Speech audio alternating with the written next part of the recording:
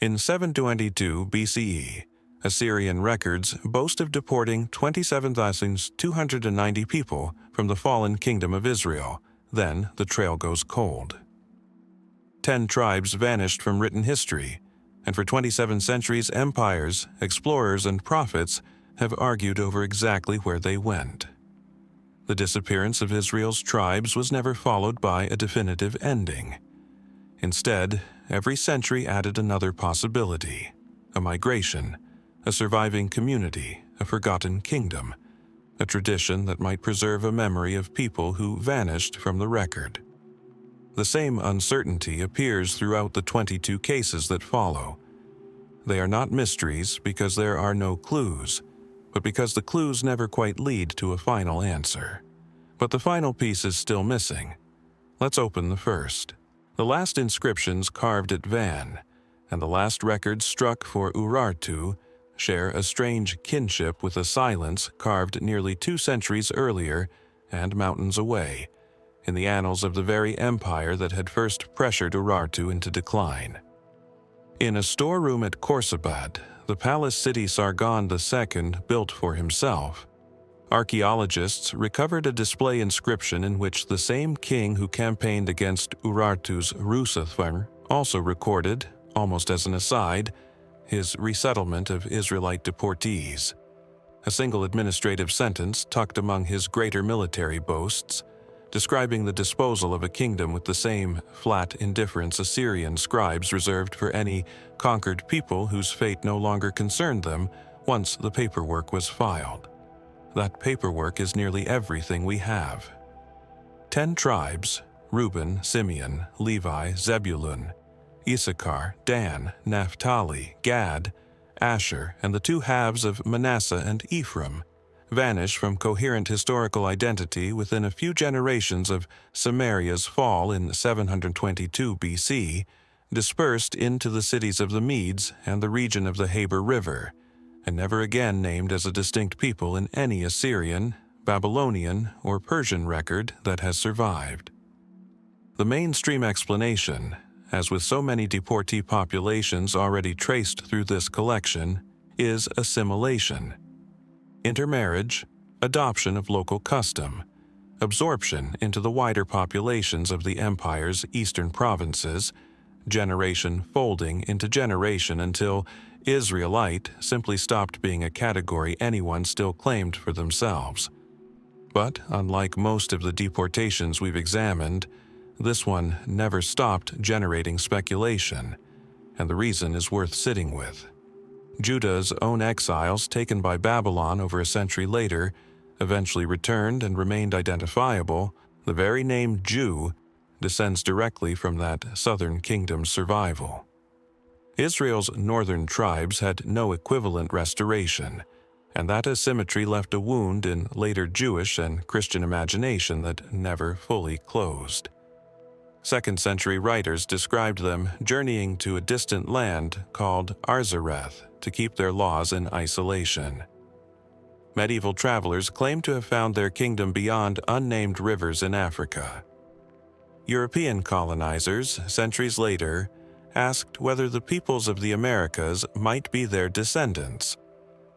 British Israelism, in the 19th century, proposed they had migrated northwest into the ancestors of the English.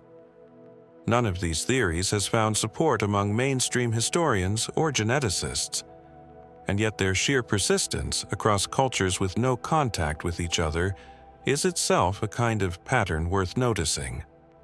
More seriously discussed today are communities that maintain independent traditions of Israelite descent. The Bene Israel of India, the Beta Israel of Ethiopia, the Pashtun tribes of Afghanistan and Pakistan, and the Lemba of southern Africa, among whom researchers have identified a genetic marker associated with the Jewish priesthood in a portion of male lineages, a finding significant enough to take seriously, contested enough that no scholar treats it as final proof. Are these communities carrying, faintly, 27 centuries of a real dispersal outward from Samaria? Or are they later constructions, reaching backward toward a story whose emotional power has always outrun the evidence behind it? Sargon's inscription tells us precisely how the story began: a number, a route, a resettlement. It says nothing about what came after. Somewhere in that silence, 10 tribes stopped being written about by the people who took them and started instead being imagined by everyone who came after. A search that has now run considerably longer than the kingdom it's looking for ever stood. Far to the west of Nimrod's buried archives, past the Zagros Mountains and across the Anatolian Plateau, the earth rises into a strange landscape of soft volcanic stone near the modern Turkish town of Yasahoyuk. Wind and centuries of rain have carved the rock into rippling folds, and rising above them is a tumulus nearly 50 meters tall, an artificial mountain of packed earth and timber, built to bury a king. When archaeologists finally cut into it in 1957, they found, at its heart, the oldest standing wooden structure in the world, a burial chamber built of juniper logs, sealed for close to 28 centuries. Inside lay the skeleton of a man in his 60s, surrounded by an extraordinary hoard of bronze vessels, elaborate furniture, and the remains of a funerary feast. For decades, this tomb was known simply as the Midas Mound, and its occupant may or may not have been the king remembered by history and by legend as the man who turned everything he touched to gold. The historical Midas is real enough. He ruled Phrygia, a kingdom in central Anatolia, sometime in the 8th century BC, and he appears not just in Greek myth but in the sober records of his contemporaries. Assyrian inscriptions referred to a Mita of Mushki, likely this same king, as a rival power troubling the eastern frontier. Greek historians later credited him with wealth so vast it became proverbial, and with a marriage alliance to a Greek city, suggesting a ruler deeply enmeshed in the politics of two very different worlds. This much is not a myth. Phrygia, under Midas, was genuinely rich, genuinely powerful, and genuinely connected to the gold-producing regions of Anatolia. But somewhere between that historical kingdom and the man buried beneath 50 meters of earth, the story splits into an ending that mainstream history treats one way, and legend treats entirely another. According to Greek tradition, Midas's fortune came from Dionysus, the god of wine, who granted him a single wish after Midas showed kindness to one of the god's followers. Midas, drunk on the possibility, wished that everything he touched would turn to gold. The gift became a horror almost immediately. His food, his wine, and in the darkest versions of the tale, his own daughter, all turned to lifeless metal beneath his hands. Starving and grief-stricken, Midas begged Dionysus to undo the curse and was told to wash himself in the river Pactolus, which is said to explain, to this day, why that river's sands carry traces of gold. It is a myth with an obvious moral shape, a warning about greed dressed as folklore. And yet Herodotus, writing centuries later as a historian rather than a myth-maker, treated the gold-bearing sands of the Pactolus as a real and notable geographic fact, without ever fully dismissing the story attached to it. So, where does the man end and the metaphor begin? Archaeology offers one kind of answer, and it is not the one the legend prepares you for. The skeleton in the Midas mound shows no trace of gold at all. Not a single object of it was found in the tomb, an absence so total that some archaeologists now argue this burial belonged not to Midas himself but to his father, or another Phrygian king from the same dynasty. Radiocarbon analysis of the tomb's timbers has placed its construction slightly earlier than Midas's likely reign, deepening the uncertainty. If this isn't Midas's grave, then his actual resting place, the tomb of Anatolia's most legendary king, has never been found at all, and the ending of his life is its own separate puzzle. Classical sources claim that Midas died by his own hand, drinking the blood of a bull, after his kingdom was overrun by the Cimmerians. a nomadic people who swept into Anatolia from the Caucasus in the late 8th century BC, and did, verifiably, bring catastrophe to Phrygia. Assyrian records independently confirm a Cimmerian invasion around this period. So there is a real historical collapse sitting beneath the legend of Midas's death. But bull's blood was not, physiologically, understood by ancient writers as an efficient poison, and some historians read the detail as symbolic rather than literal, a dramatic flourish attached after the fact to a king whose actual death may simply have gone unrecorded. Did Midas die in the fall of his own capital? Did he die years earlier, peacefully, the Golden Touch legend already accumulating around a man still very much alive to hear it? No contemporary Phrygian record answers the question. Phrygian writing, in fact, remains only partially deciphered even now, meaning that somewhere in the untranslated inscriptions of Midas's own kingdom, an answer may exist that no one has yet been able to read. What we're left with, then, is a king who is unusually, almost uniquely verifiable, named in Assyrian tablets, described by Greek historians, his kingdom's wealth attested by archaeology, and yet whose actual fate remains stubbornly out of reach. Was the Golden Touch a poetic exaggeration of a genuinely gold-rich kingdom, its river sands and its trade wealth mythologized into a curse? Or did the story preserve some older, stranger ritual memory, a king symbolically touching his kingdom's wealth into being, garbled by centuries of retelling into a fairy tale?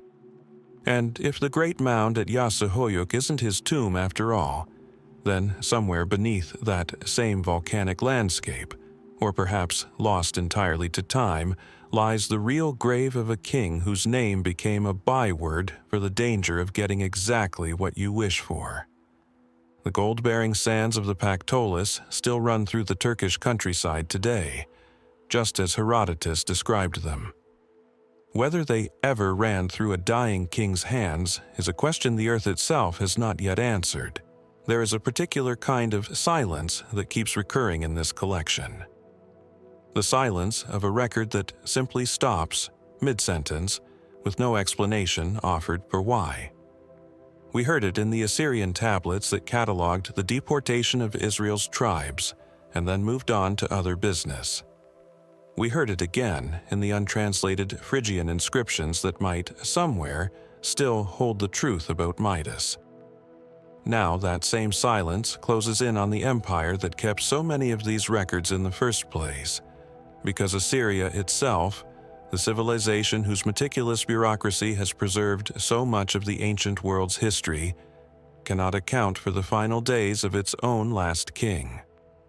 His name was Ashur-uballit II, and he ruled, if ruled is even the right word, for perhaps 3 years, from 612 to 609 BC. By the time he took the throne, there was barely an empire left to command. Assyria, which had dominated the ancient Near East for centuries, was collapsing with astonishing speed. In 612 BC, a coalition of Babylonians under Nabopolassar and Midas under Cyaxares had stormed Nineveh, the Assyrian capital, and left it in ruins so thorough that the city would remain largely unoccupied for centuries afterward. A silence in the archaeological record so complete that Nineveh's exact location was essentially forgotten until 19th century excavators rediscovered it beneath a mound the locals called Kuyunjik. Ashur-uballit II was not in Nineveh when it fell. He was, by the surviving evidence, a general or a member of the royal family who escaped the destruction and fled roughly 400 kilometers west to the city of Haran, where he attempted something remarkable: to keep the Assyrian state alive by simply declaring it still existed. For 3 years, that fiction held, barely. Babylonian chronicles, themselves fragmentary, damaged clay tablets pieced together from broken sections, record Ashur-uballit fighting on with the support of an Egyptian army, an alliance that itself raises questions since Egypt and Assyria had been rivals for generations before circumstance made them allies against a common enemy. In 610 BC, Haran too fell to the Babylonian-Median coalition, and Ashur-uballit retreated further to somewhere west of the Euphrates. In 609 BC, he attempted to retake Haran with Egyptian reinforcements. The Babylonian Chronicle records the attempt, and then, in the same terse, unemotional style the Assyrians themselves once used to record the deportation of Israel, the record simply stops mentioning him. No death is recorded, no capture, no surrender, no exile, no tomb, no final proclamation. The last Assyrian king to be named in any surviving document simply exits the historical record mid-campaign, and the empire that had once stretched from the Persian Gulf to the Mediterranean ends not with a final battle we can point to, but with a silence historians have spent 2 centuries trying to interpret. The mainstream explanation is, in its way, almost unbearably anticlimactic. He probably died in or shortly after the failed siege of Haran in 609 BC, killed in battle, or in the chaotic retreat that followed. His death simply unremarkable enough, or the Assyrian state too shattered, for anyone to bother recording it formally. Empires in collapse do not always afford their last rulers a dignified final entry. The scribes who once tracked deportation numbers to the thousands were, by 609 BC, likely dead, scattered, or serving new Babylonian masters with no interest in memorializing the man they had just defeated. In this reading, Ashur-uballit's disappearance from the record isn't really a mystery at all. It's simply what happens when the apparatus that produces history collapses along with the state it served. And yet, that explanation, however reasonable, leaves threads dangling that historians still tug at today. Why does no Egyptian record, and Egypt kept extensive records of its own military campaigns, mention the fate of an ally its own army was fighting alongside? If Ashur-uballit survived the failed 609 BC campaign, did he flee further west, perhaps into Egyptian-controlled territory, living out his remaining years as a deposed king in exile rather than a casualty of war? Some historians have speculated, cautiously, that scattered Assyrian remnants may have persisted in the region for a generation or more after 609 BC, loyalists and former officials who never fully accepted that the empire was finished, though the evidence for this is thin, built more on the absence of a clean ending than on any positive proof. Others point out that Ashur-uballit Su is a name that appears to deliberately echo Ashur-uballit I, a much earlier and more successful Assyrian king, raising a smaller, stranger question of its own.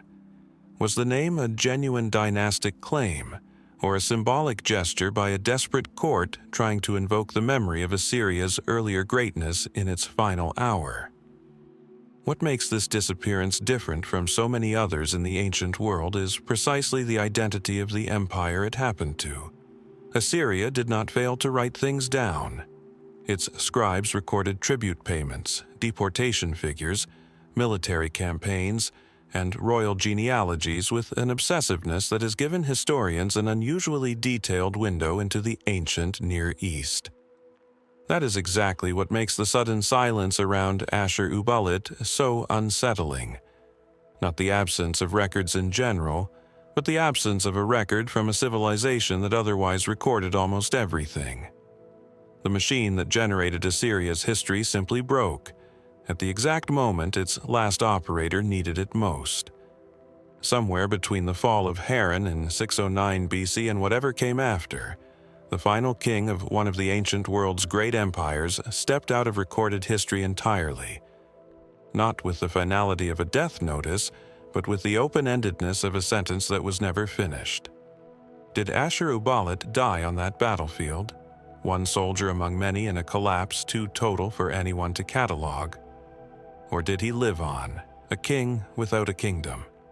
His fate simply never important enough for the victors to bother writing down.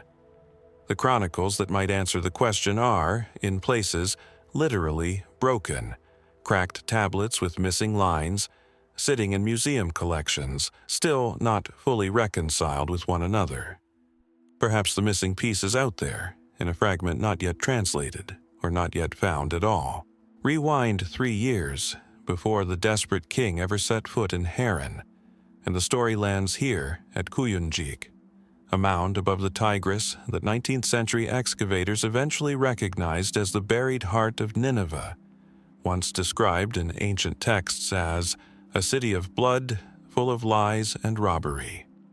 When archaeologists finally opened its palaces in the 1840s and 50s, they found something extraordinary. Not just monumental architecture, but a library.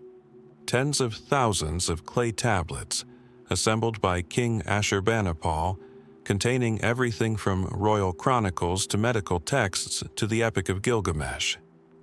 It is one of the richest troves of ancient writing ever recovered, and buried within its own ruins are the physical traces of the catastrophe that ended it.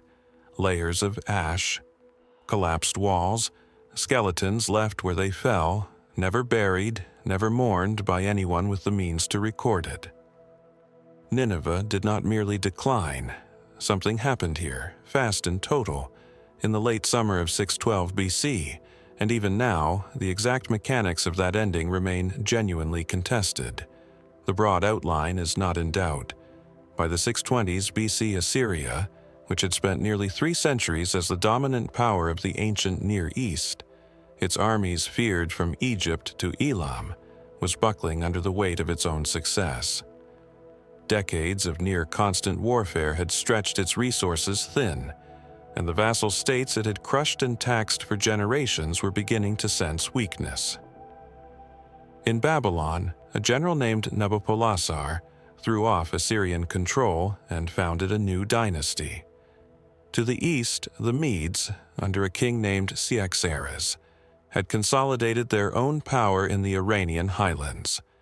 Sometime around 614 BC, Cyaxares' forces struck the ancient Assyrian religious capital of Ashur and destroyed it. 2 years later, the Median and Babylonian armies moved together against Nineveh itself. The siege, according to the fragmentary Babylonian chronicle, lasted roughly 3 months. And then, in August of 612 BC, the city fell. What happened during those final days is where the certainty starts to thin. The Babylonian chronicle is characteristically terse. It records the siege, the fall, and the plundering of the city, but offers little of the drama that later writers would attach to the event. It is the Hebrew prophet Nahum, writing what many scholars believe to be a response to Nineveh's destruction, who gives the fall its most vivid imagery: a river gate that opened, a palace that dissolved, a city drowning even as it burned. For a long time, this language was read almost literally. Early scholars proposed that unusually heavy flooding of the Tigris or the Kosor River breached the city's defenses and let the attackers in, a theory that seemed to fit both the prophetic imagery and Nineveh's position on the riverbank. Recent geoarchaeological work has lent this idea some support, identifying possible flood deposits and damage to the city's water control systems consistent with a breach, though the evidence remains far from conclusive, and other researchers argue the flood was always meant poetically, a metaphor for being overwhelmed rather than an engineering event. Then there is the matter of just how violent the end truly was. The excavated palaces at Kuyunjik tell a story of sudden, brutal destruction. Burned throne rooms, smashed statuary, skeletal remains left unburied in what had been royal spaces. A detail that speaks to a city whose social order had collapsed so completely that even the basic obligation to the dead went unmet. Assyrian monuments were deliberately defaced, faces of kings gouged from palace reliefs, an act of calculated erasure rather than incidental war damage, suggesting the victors wanted not just to conquer Assyria, but to obliterate its memory. And in some ways, they nearly succeeded. Nineveh was so thoroughly abandoned afterward that when the Greek historian Xenophon marched an army past the site less than 2 centuries later, in 401 BC, he described only anonymous ruins, apparently unaware that this had once been the capital of the ancient world's greatest empire. A city so powerful that biblical writers used it as shorthand for overwhelming wickedness had, within a few generations, become nameless rubble that soldiers marched past without recognition. That speed of forgetting is itself part of the puzzle. Why did Nineveh's memory collapse so completely, so quickly, when other fallen cities of the ancient world retained at least a garbled folk memory of their former names? Some historians suggest the destruction was deliberately compounded by the victors. Not simply conquest, but an intentional campaign of erasure, driven by generations of accumulated resentment toward an empire that had brutalized so many of its neighbors for so long. If so, the burning of Nineveh may not have been ordinary warfare at all, but something closer to a reckoning, carried out with the specific intention of making sure the city, and the memory of it, could never rise again. Others take a more measured view, that Nineveh's abandonment was simply practical, a city too damaged and too associated with a hated regime for the new Babylonian order to bother rebuilding, left to crumble not out of vengeance but out of indifference. And there remains the smaller, stranger question of what became of Nineveh's people in those final days, the ordinary residents of a city of perhaps 100,000 or more. The Chronicle mentions looting and slaughter in passing, the standard vocabulary of ancient siege warfare, but offers no census of survivors, no account of where the population went, no record of resettlement of the kind Assyria itself had once imposed on the tribes of Israel more than a century earlier. Did the people of Nineveh scatter into the surrounding countryside, absorbed into Babylonian and Median territory, much as Israel's exiles had been absorbed generations before? Or did the destruction described in the archaeological layer, the ash, the unburied dead, reflect something closer to what Nahum's poetry suggests? A population that simply did not survive to scatter at all? The tablets recovered from Ashur-banipal's library have told us an immense amount about how Assyrians lived, their medicine, their myths, their laws, their diplomacy. They have told us comparatively little about how, precisely, their world came apart in the space of 3 violent months. Somewhere in the ash layer at Kuyunjik, or in a chronicle fragment not yet reassembled, the fuller story of Nineveh's final days may still be waiting. A siege whose broad shape we know, and whose exact human cost, whether by flood, fire, or sword, has never been fully told. Among the palace reliefs gouged and defaced in Nineveh's final destruction, archaeologists found something almost eerie in its foresight. Images of King Sennacherib himself, his carved face deliberately chiseled away by later hands, decades before Nineveh even fell. The mutilation wasn't the work of the Babylonian and Median armies of 612 BC. It happened earlier, closer to home, and it points toward a killing that Assyria's own records, so thorough about nearly everything else, treat with visible discomfort. Sennacherib, one of the most powerful kings Assyria ever produced, builder of Nineveh's grandest palace, died in 681 BC, murdered by every ancient account that survives. What no 2 accounts agree on is who did it or why. The bare facts are not in serious dispute. Sennacherib was assassinated while worshipping in a temple, and the killing was, by all indications, an inside job, a matter of succession turning violent within his own family. He had originally designated one son, Ashur-nadin-shumi, as his heir, but that son had been captured and likely executed years earlier during a campaign in Babylon, throwing the succession into disorder. Sennacherib eventually named a younger son, Esarhaddon, as his new crown prince, a decision that, according to Esarhaddon's own later inscriptions, provoked bitter resentment among his older brothers, who considered themselves passed over. It is against this backdrop of a fractured, resentful royal household that the murder took place. Beyond that, the sources begin to pull apart. The Hebrew Bible, in the second book of Kings, states plainly that Sennacherib was killed by two of his own sons, named Adramelech and Sharezer, while he was worshipping in the house of Nisroch his god, and that the killers then fled to the land of Ararat. It's a short, almost matter-of-fact account, written by people who had every reason to remember Sennacherib. His own inscriptions boast of besieging Jerusalem itself, though notably not of capturing it, an omission that has generated its own long-running historical debate. Babylonian chronicles broadly corroborate the assassination and the involvement of a son, though the details and names shift depending on which fragment you consult. And Esarhaddon's own inscriptions, composed after he seized the throne in the chaos that followed, refer only obliquely to evil deeds committed against his father, without ever naming the killer directly. A silence that itself has struck historians as unusual, given how freely Esarhaddon otherwise wrote about his enemies. Why the vagueness from the one source with the clearest access to the truth?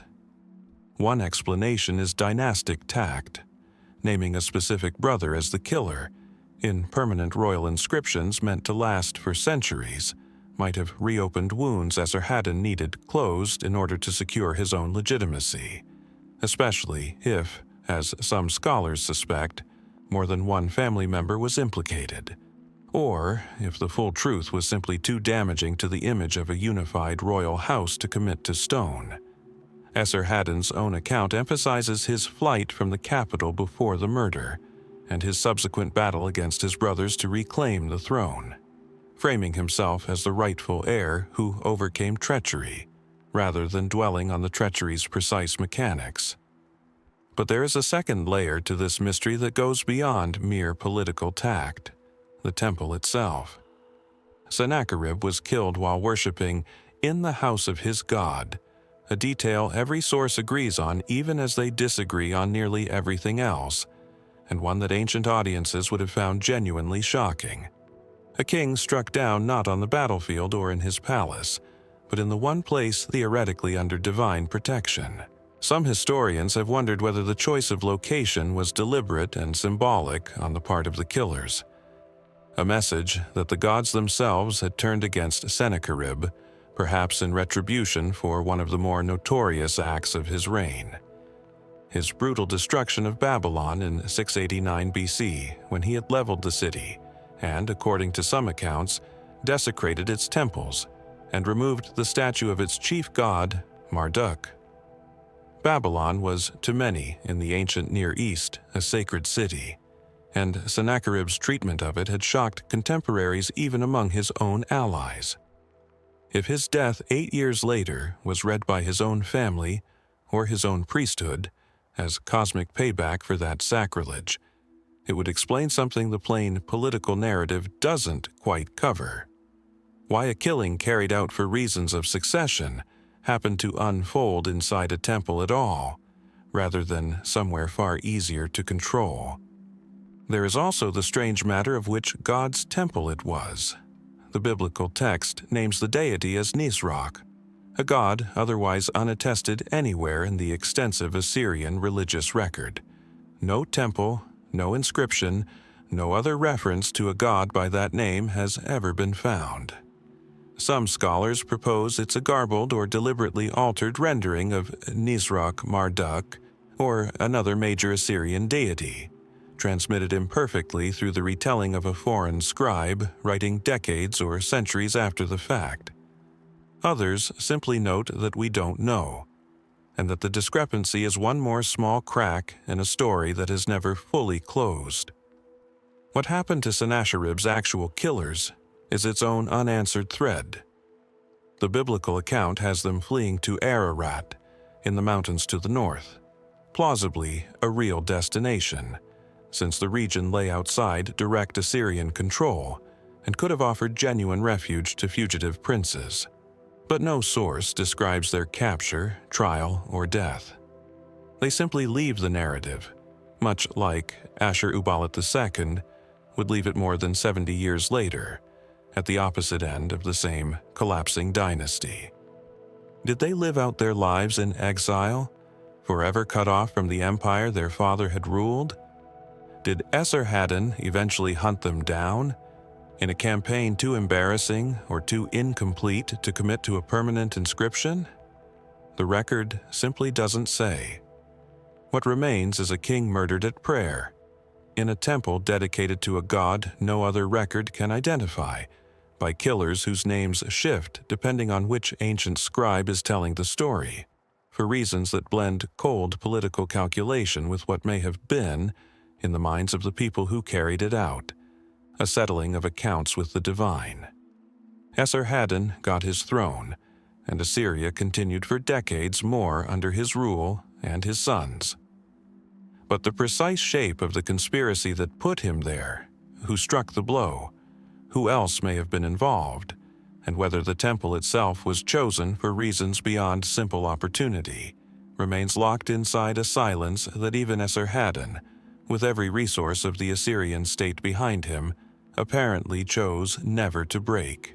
Esarhaddon, having secured his father's throne amid the wreckage of that temple conspiracy, spent much of his reign doing something his predecessors had also been forced to do: fighting off people who seemed to arrive from nowhere, strike hard, and vanish just as quickly.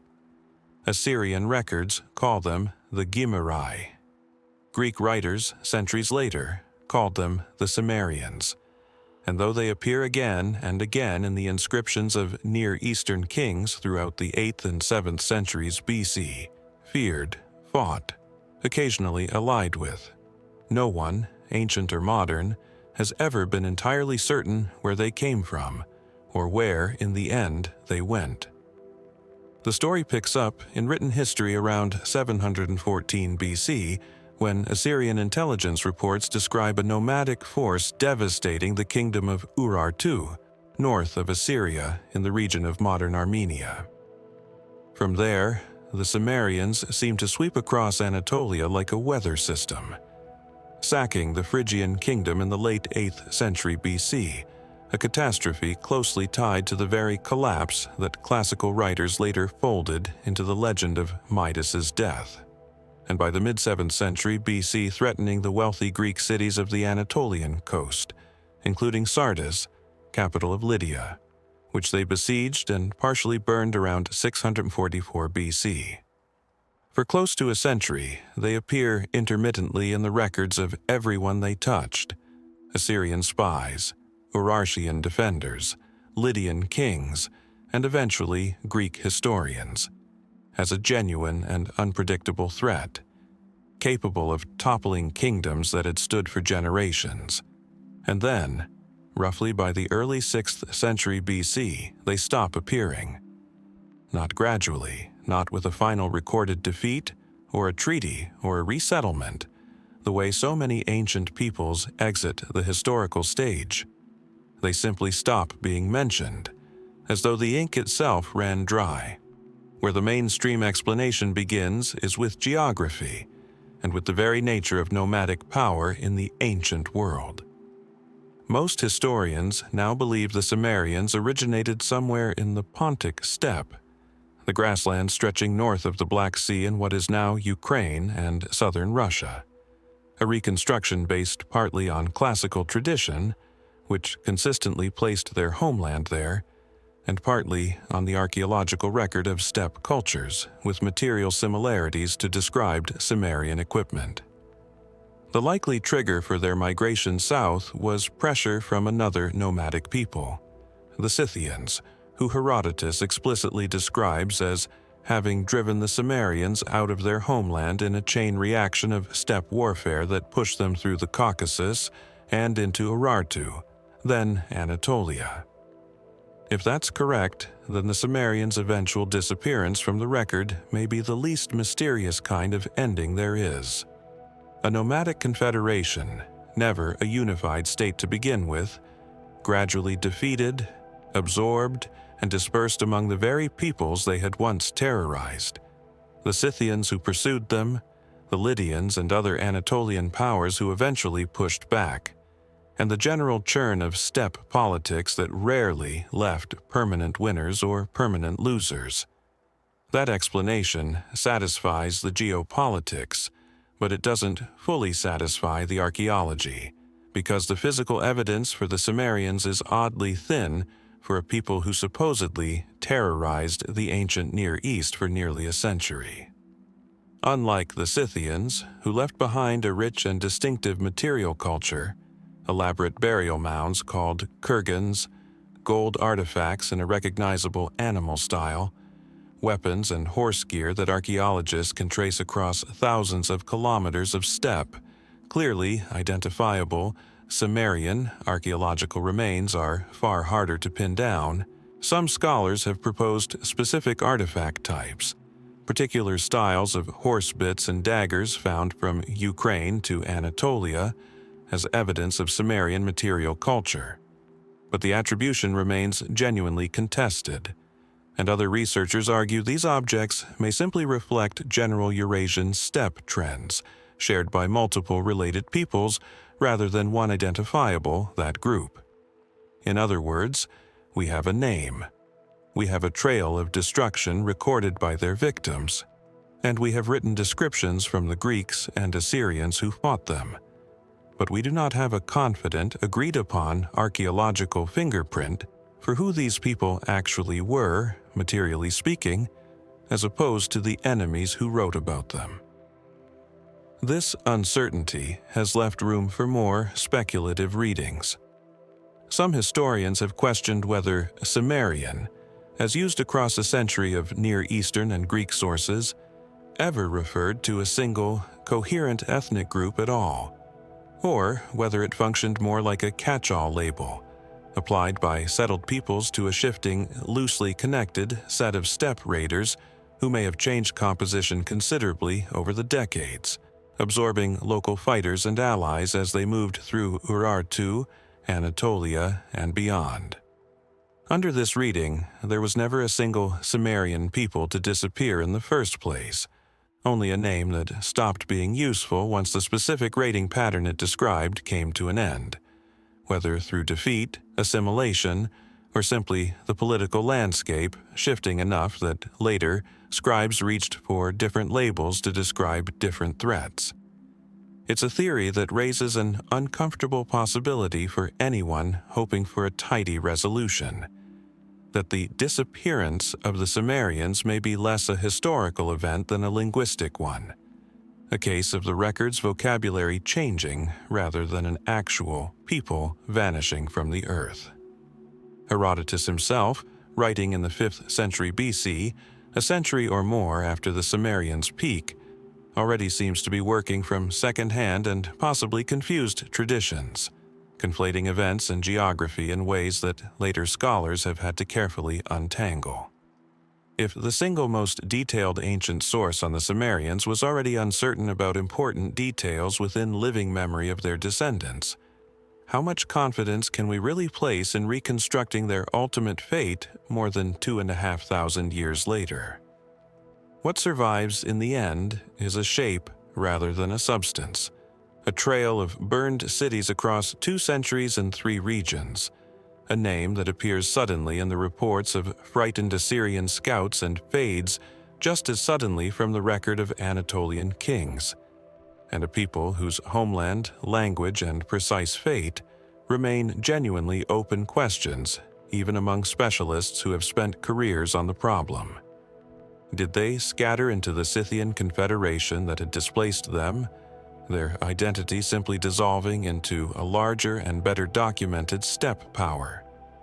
Did remnants linger in pockets of Anatolia, intermarrying with local populations until Cimmerian stopped meaning anything distinct? Or is the truth simpler and stranger still, that we have never really known who, precisely, we were looking for in the first place? Picture a Scythian burial mound on the steppe north of the Black Sea, cracked open by archaeologists in the 20th century. the frozen ground releasing, after 2,500 years, the preserved body of a warrior still wearing gold appliqued clothing, still surrounded by the skeletons of sacrificed horses, still armed. The scene is silent now. It was not silent when the Cimmerians fled south from these same grasslands, pursued, as Herodotus tells it, by exactly this people, a mounted, mobile, ferociously effective steppe power who did not stop at merely displacing their rivals. The Scythians followed them, south through the Caucasus and into the ancient Near East, and for a stretch of the 7th century BC, kingdoms far older and more sophisticated than their own found themselves at the mercy of horsemen who seemed to strike and vanish at will. The Assyrian records that tracked the Cimmerians so nervously begin, by the mid-7th century BC, to mention the Scythians with a similar unease. Ashur-uballit court is known to have sought omens specifically regarding a Scythian threat, and Assyrian diplomacy toward them shifted, within a relatively short span, from open hostility to an alliance sealed by marriage. Ashur-uballit reportedly gave a daughter in marriage to a Scythian king named Bartatua, a striking concession from an empire that rarely married its royal women to foreign rulers, suggesting the Scythians were seen as a power too dangerous to fight indefinitely and too useful, as potential allies against other enemies to ignore. Herodotus, writing over a century later, goes considerably further, claiming that the Scythians didn't merely raid the Near East, but actually dominated large portions of it for 28 years, extracting tribute from local rulers across a vast stretch of territory before being expelled, in his account, through treachery, invited to a series of banquets by the Median king Cyaxares, made drunk, and slaughtered. That 28-year figure is where the mainstream account and the more speculative one begin to genuinely diverge. Herodotus's number has been treated with real skepticism by modern historians, in part because it appears suspiciously often in his work as a kind of formulaic span, and in part because no contemporary Near Eastern source, not the otherwise detailed Assyrian archives, not Babylonian chronicles, describes anything resembling a near 3-decade Scythian domination of the region. If such an extended occupation had truly occurred, it is a curious silence in the record of societies that documented tribute payments, treaties, and military campaigns in exhaustive detail. Most historians now favor a more modest reconstruction, that Scythian involvement in the Near East was real, disruptive, and militarily significant, but consisted of a series of raids, mercenary alliances, and shifting loyalties rather than anything resembling sustained rule over a defined territory, closer to a violent and unpredictable neighbor than an occupying power. And yet the discrepancy itself is worth sitting with. Herodotus was writing in the 5th century BC, drawing on both Greek and, likely, Scythian oral tradition passed down through generations, sources that may have compressed or exaggerated a shorter period of Scythian influence into a rounder, more legendary span of near domination. Or, alternatively, the silence in the Near Eastern archives may reflect something else entirely, that Scythian activity, however extensive on the ground, simply didn't fit neatly into the kind of formal military and tribute records Assyrian and Babylonian scribes were accustomed to keeping, because it looked less like conventional warfare between states and more like the diffuse, opportunistic pressure of a mobile power that never needed to conquer a city to extract value from it. A tribute paid to avoid a raid may never appear in a chronicle the way a tribute paid after a siege would. There is also the deeper, more fundamental uncertainty beneath all of this, the same one that shadowed the Cimmerians. Who, precisely, counted as Scythian to the Assyrian and Babylonian scribes writing these records? Ancient authors used ethnic labels far more loosely than modern historians would like, and it's entirely possible that Scythian, much like Cimmerian, functioned partly as a broad label for steppe warriors generally. encompassing groups that may have had distinct identities, languages, or origins blurred together by observers who primarily cared that they came from the north, rode horses, and fought with terrifying effectiveness. Archaeological cultures across the Pontic steppe show meaningful regional variation, even among peoples classical writers grouped together under a single name, a reminder that the tidy ethnic categories of ancient historiography rarely map cleanly onto the messier reality of steppe society. What is not in doubt is the impact these incursions had on the balance of power in the region during one of its most volatile centuries. Scythian involvement, however it's ultimately measured, however long it truly lasted, coincided with, and likely contributed to, the broader unraveling of Assyrian dominance that would culminate in the fall of Nineveh in 612 BC. Whether they were decisive kingmakers, opportunistic mercenaries switching sides as circumstances demanded, or something in between depends heavily on which ancient source and which modern reconstruction one chooses to trust. The gold-draped warrior in that frozen kurgan can't answer the question.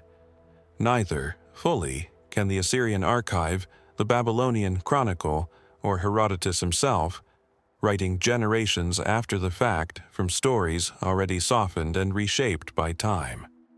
Somewhere between 28 years of dominion and a shorter, messier reality of raids and shifting alliances lies whatever actually happened when the horsemen of the steppe rode south into the oldest civilizations of the Near East.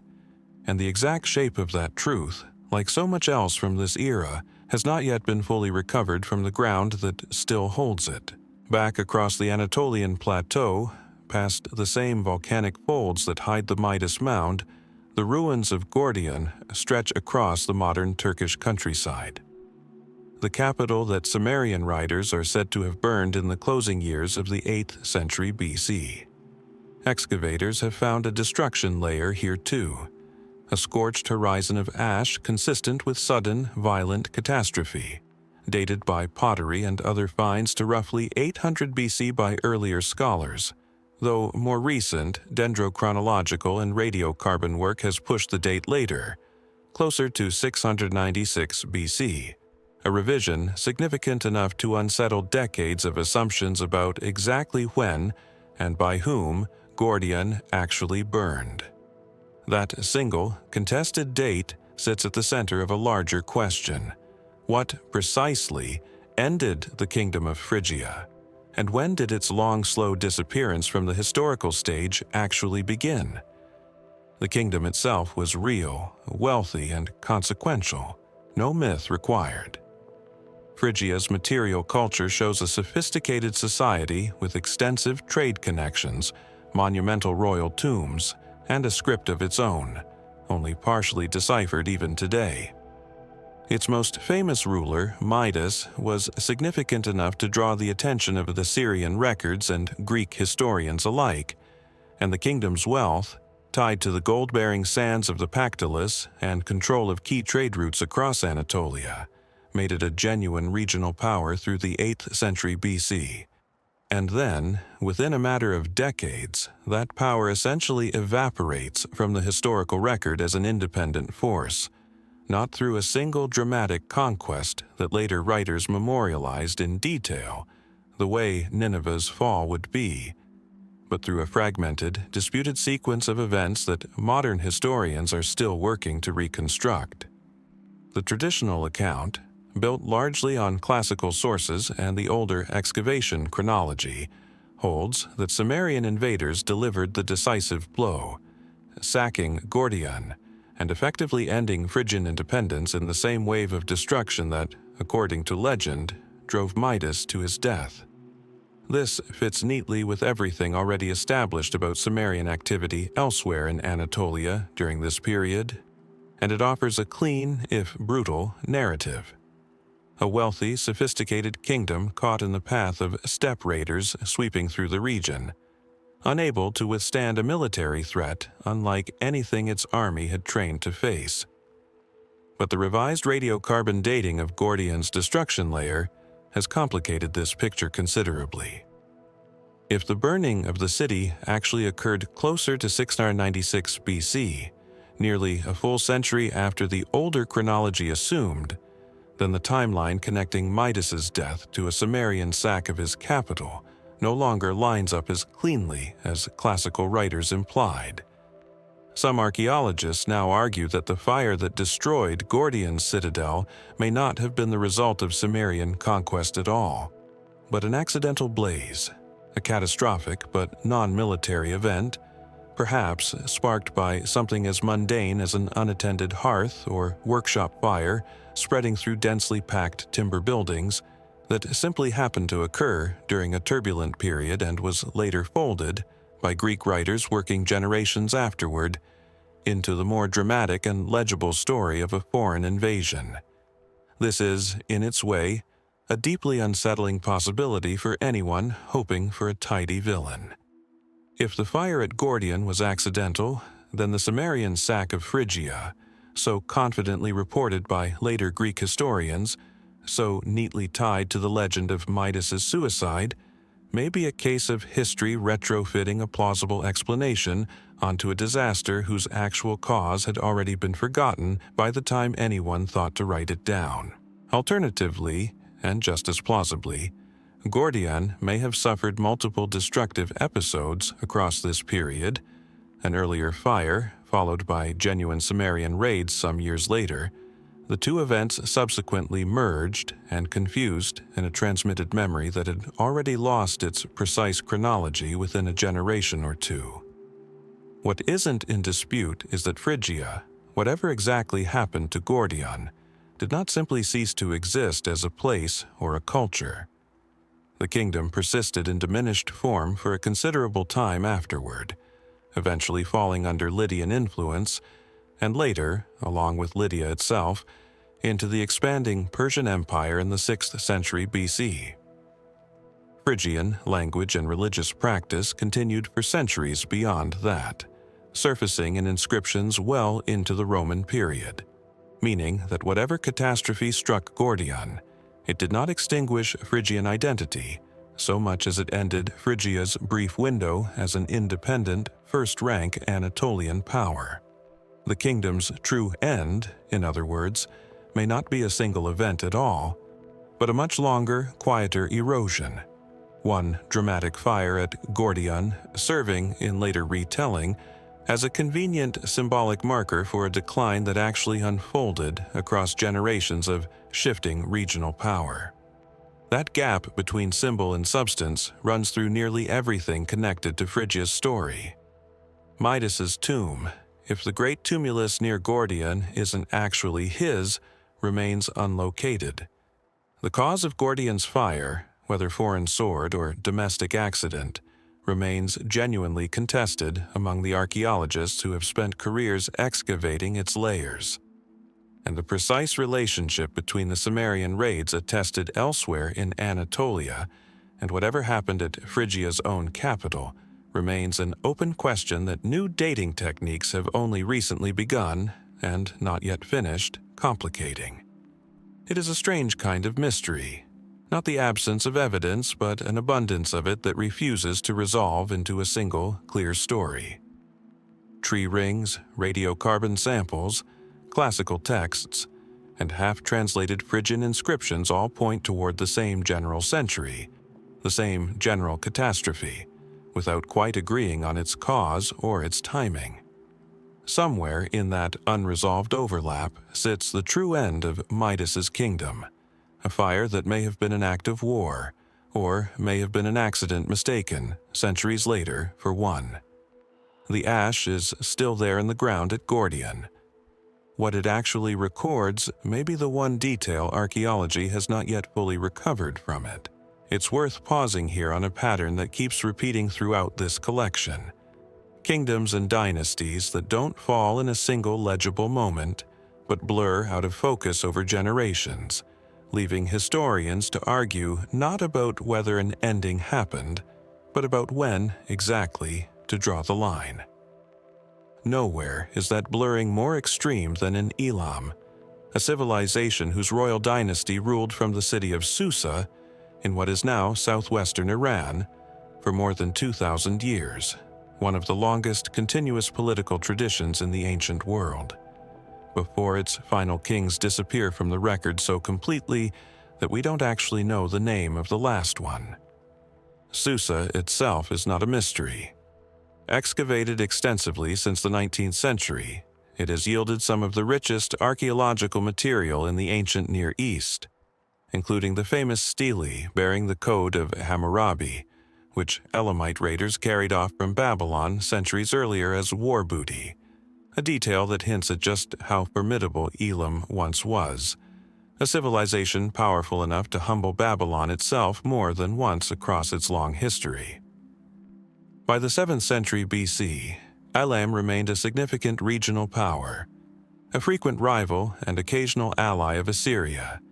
Its royal court engaged in the same kind of high-stakes diplomacy, marriage alliances, and betrayals that defined relations among every major state in the region. And then, within the span of a single Assyrian king's reign, Elam essentially ceases to exist as an independent political entity, an ending far more thoroughly documented in its immediate cause than almost anything else in this collection, and yet one whose aftermath remains genuinely obscure. The proximate cause is not in dispute. Ashur-banipal, the same Assyrian king whose library at Nineveh preserved so much of what we know about the ancient Near East, launched a series of devastating campaigns against Elam in the 640s BC, provoked by Elamite support for rebellious factions within Assyria's own sphere of influence, including Ashur-banipal's own rebellious brother, who ruled Babylon. Ashur-banipal's inscriptions describe the final campaign, around 646 BC, in language of almost gleeful thoroughness. The sacking of Susa, the destruction of its temples, the removal of statues of Elamite gods, and, in a detail that has struck historians for its sheer symbolic violence, the desecration of the tombs of Elamite kings, their bones scattered and removed from their resting places specifically, Ashur-banipal boasts, to deny their spirits any peace or offering.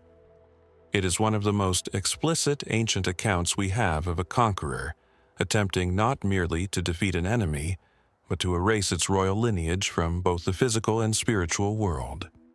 Ashur-banipal even claims to have sown the ground of Elam with salt, a detail whose literal accuracy is debated, but whose intent is not. Total, deliberate obliteration. And by nearly every measure, it worked. Elam vanishes from the historical record as an independent kingdom after this campaign. Its royal dynasty, one that had, by some reconstructions, endured in various forms since the 3rd millennium BC, simply stops being named in any surviving source. No later Elamite king appears in any Assyrian, Babylonian, or Persian inscription. No genealogy of the dynasty's final generations survives.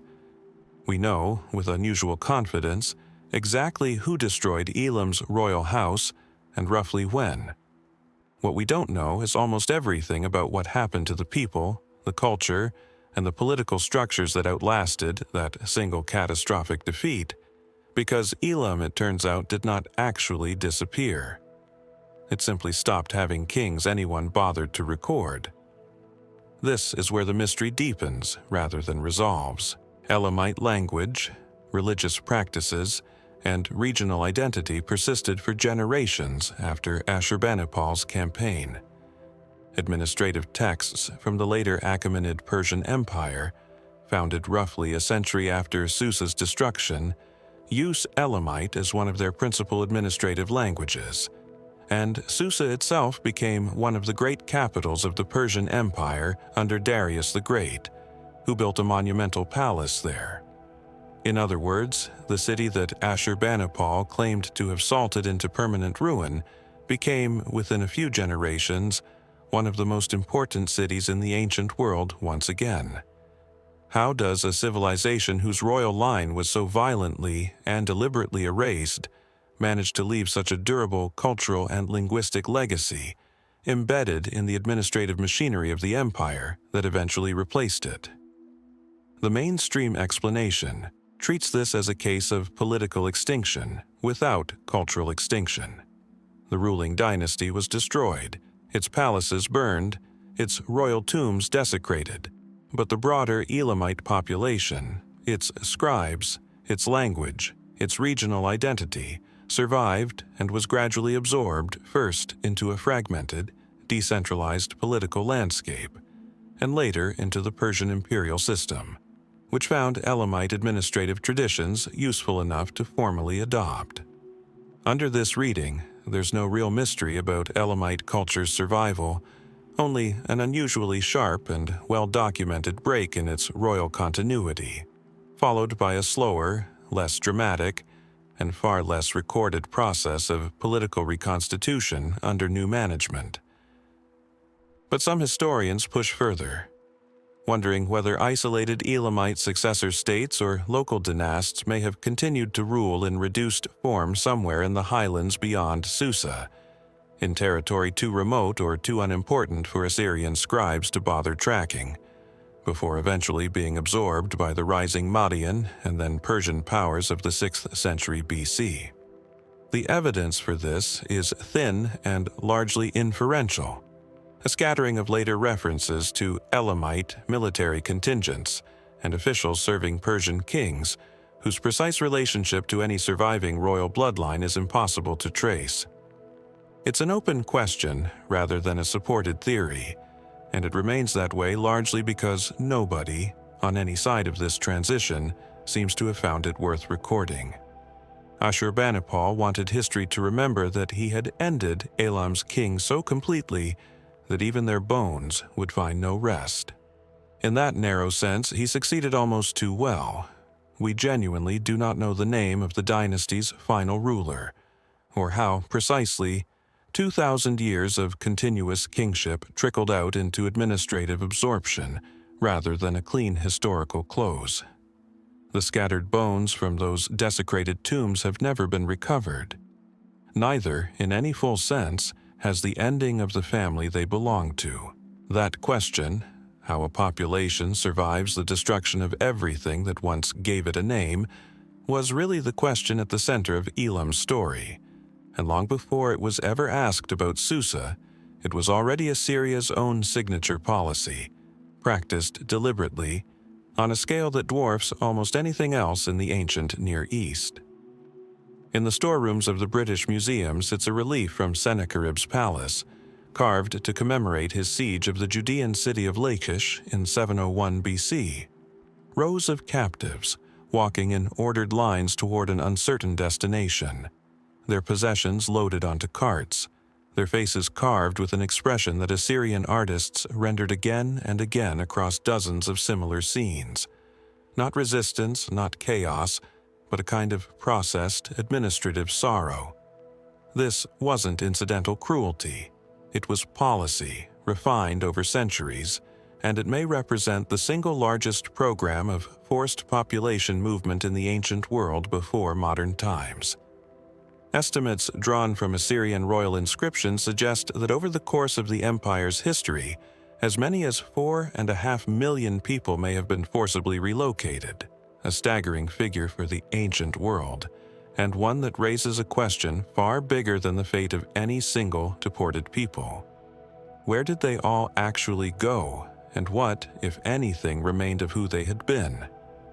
The mechanics of the policy are well understood, and Assyrian kings were, if anything, proud of them. Deportation served several purposes simultaneously. It broke the political and religious cohesion of conquered peoples by physically separating them from the land, temples, and ruling families that had defined their identity. It punished rebellion in a way calculated to prevent future uprisings. And it supplied the Assyrian heartland and frontier regions with skilled labor, soldiers, and agricultural workers needed to sustain an expanding empire. Deportees were typically resettled not as isolated communities left to their own devices, but deliberately mixed among other displaced populations and existing local inhabitants, a strategy explicitly designed to accelerate the loss of any shared language, religion, or political memory that might otherwise have fueled future rebellion. We saw this exact mechanism at work with the 10 tribes of Israel. But Israel was, in the grand accounting of Assyrian deportation, a comparatively modest episode. Similar programs uprooted populations from Babylonia, from the Levant, from Anatolia, from the Zagros highlands. Dozens of distinct peoples funneled through the same imperial machinery across roughly 3 centuries of Assyrian expansion. For the empire's administrators, the system appears to have worked largely as intended, and this is precisely what makes the fate of the displaced so difficult to trace. Successful assimilation, by definition, leaves little trace in the historical record. A population that adopts the language, religion, and identity of its new surroundings within 2 or 3 generations doesn't generate the kind of distinct textual or archaeological signature that allows later historians to follow its trail.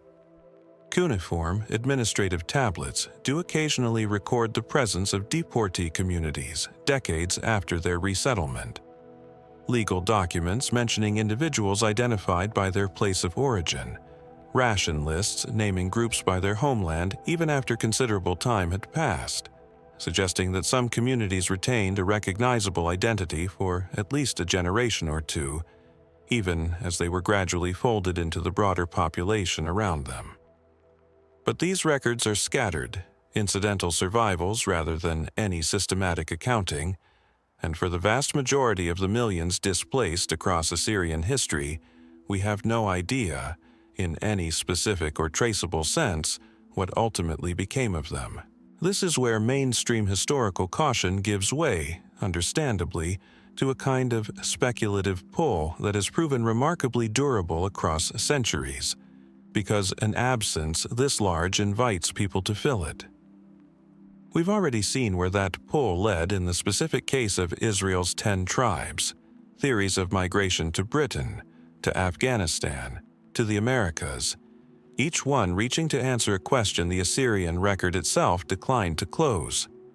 But Israel's tribes were only one deportee population among dozens, and the same interpretive hunger has, at various points, attached itself to other displaced Near Eastern peoples as well, communities in the Caucasus, in Central Asia, and across the Iranian plateau whose oral traditions or unusual cultural practices have occasionally prompted speculation about deep Assyrian-era origins, speculation that mainstream historians generally treat with real skepticism, given how difficult it is to trace specific ancestry across 2,500 years of subsequent migration, conquest, and cultural change.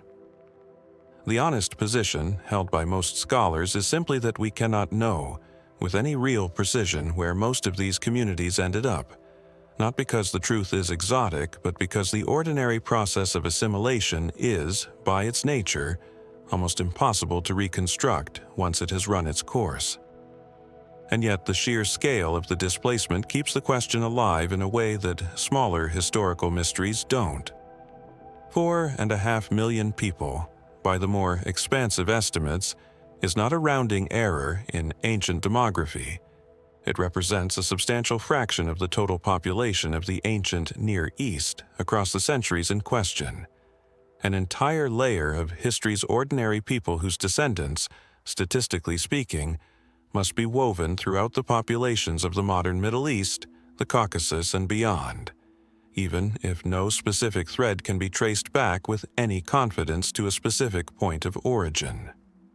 In that sense, the deportees didn't vanish at all. They simply dissolved into the deep genetic and cultural fabric of the region so thoroughly that the very success of Assyria's policy erased the evidence needed to prove it. What remains in the end is a policy far better documented than its outcome. Kings who boasted, in exhaustive detail, of how many people they uprooted and where they claimed to have sent them, and a near-total silence about what happened next, generation after generation, in ordinary households far from any royal inscription. The lachish reliefs preserve the moment of departure with extraordinary clarity. The carts, the processions, the ordered lines walking toward Assyria's interior. What waited for them at the other end of that walk, and what their great-grandchildren eventually became, is a story written nowhere, in a script no one thought to keep.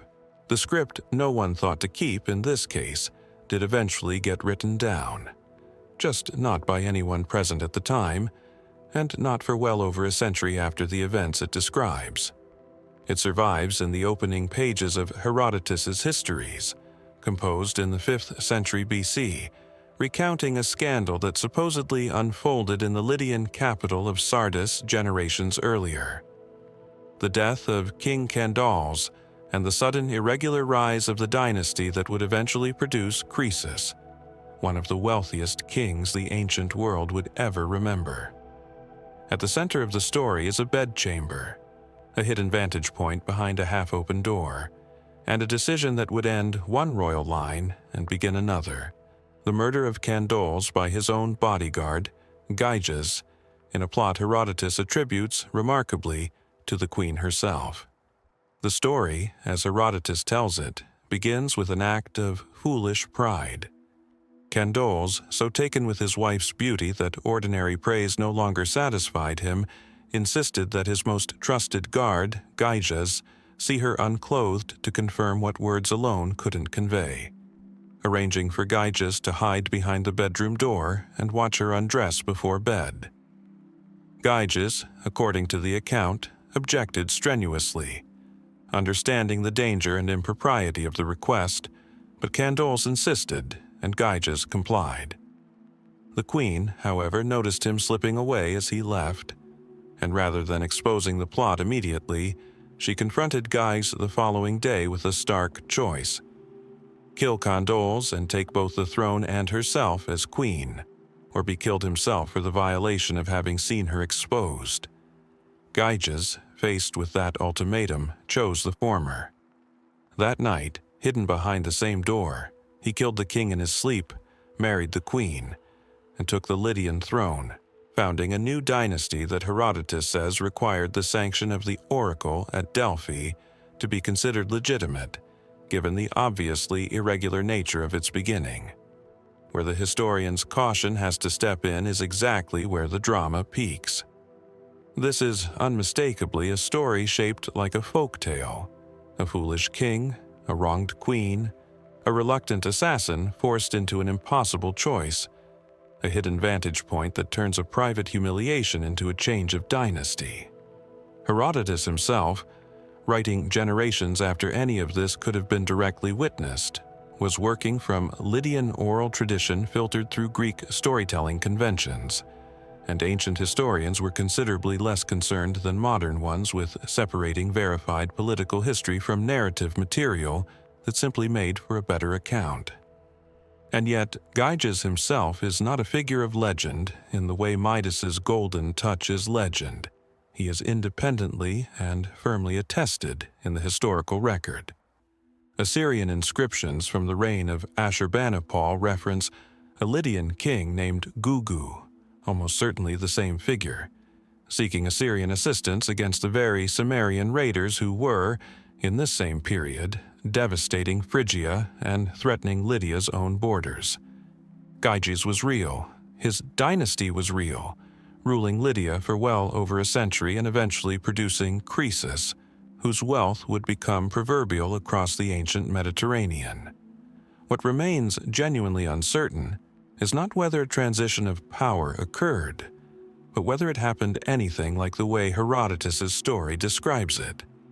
Other ancient sources offer a version stripped of the bedchamber entirely. Plato, writing in the 4th century BC, references a figure named Gyges in the Republic, not as a court bodyguard driven to reluctant regicide, but as a shepherd who discovers a magical ring of invisibility and uses it to seduce the queen, murder the king, and seize the throne through supernatural means rather than a forced ultimatum. This version, obviously, isn't offered as sober history even by Plato himself. It's a philosophical thought experiment about power and morality, using the Gyges name as a recognizable hook. But its very existence tells us something important.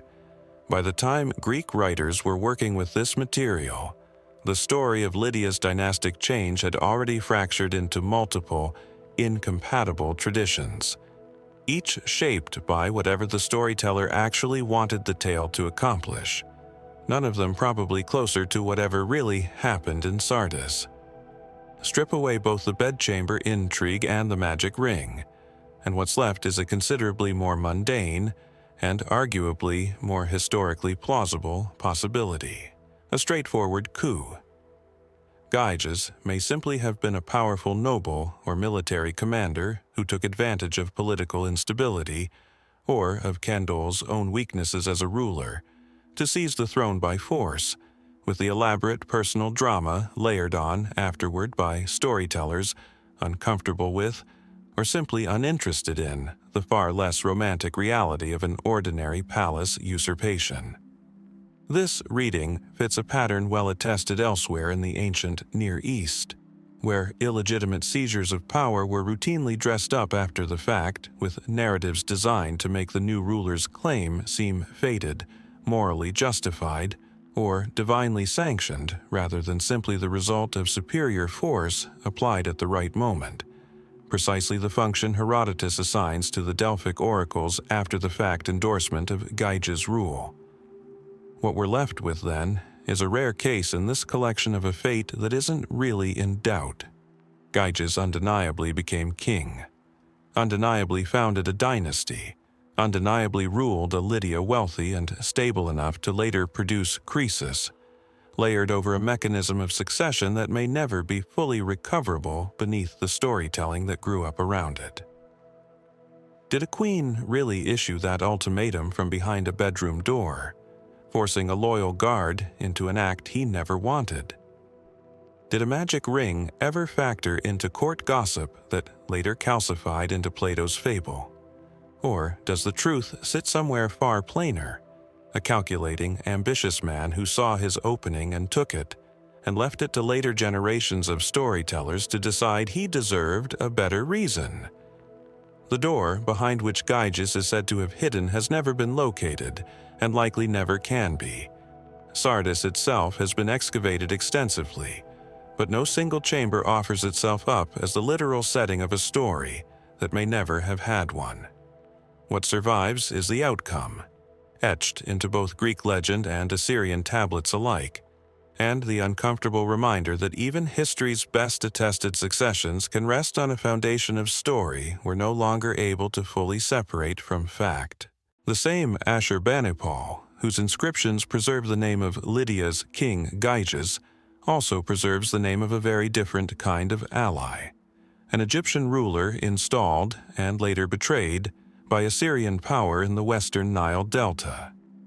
His name was Necho, Prince of Sais, and the fragments of his story survive almost entirely through the words of the empire that made him, and then, according to at least one troubling tradition, may have had a hand in his death. Few pharaohs left so faint a physical trace, no confirmed tomb, no substantial mortuary temple, barely a handful of inscriptions bearing his name, for a man whose brief reign sat at the exact hinge point between Egyptian subjugation and the beginning of a new native dynasty that would eventually expel foreign rule altogether. The context is straightforward enough, at least in outline. By the 670s BC, Egypt itself was under foreign occupation. Not by Assyria yet, but by the Kushite pharaohs of the 25th dynasty, rulers from Nubia to the south who had controlled Egypt for decades. Assyria, under first Esarhaddon and then Ashurbanipal, launched a series of invasions aimed at breaking Kushite power and asserting Assyrian dominance over the wealthy Nile Valley.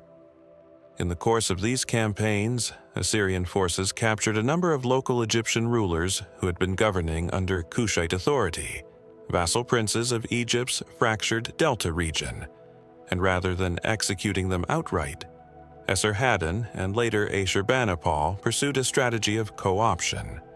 reinstalling these same local rulers as Assyrian vassals, calculating, reasonably enough, that men with existing local authority and no particular loyalty to their Kushite overlords made more reliable governors than any Assyrian administrator could hope to be. Necho, ruler of Sais and Memphis, was one of these men, captured, pardoned, and reinstalled, according to Ashurbanipal's own inscriptions, with lavish gifts and formal ceremony, an unusually generous treatment for a conquered local ruler that suggests Assyria saw real strategic value in his continued cooperation. That cooperation, however, did not last. Ashurbanipal's records go on to describe a conspiracy. Necho and several other reinstalled Egyptian vassals allegedly began secretly communicating with the Kushite pharaoh Tantamani, weighing whether to abandon their Assyrian patron and return to Kushite allegiance once Assyrian forces withdrew from the region, as they periodically did between campaigns.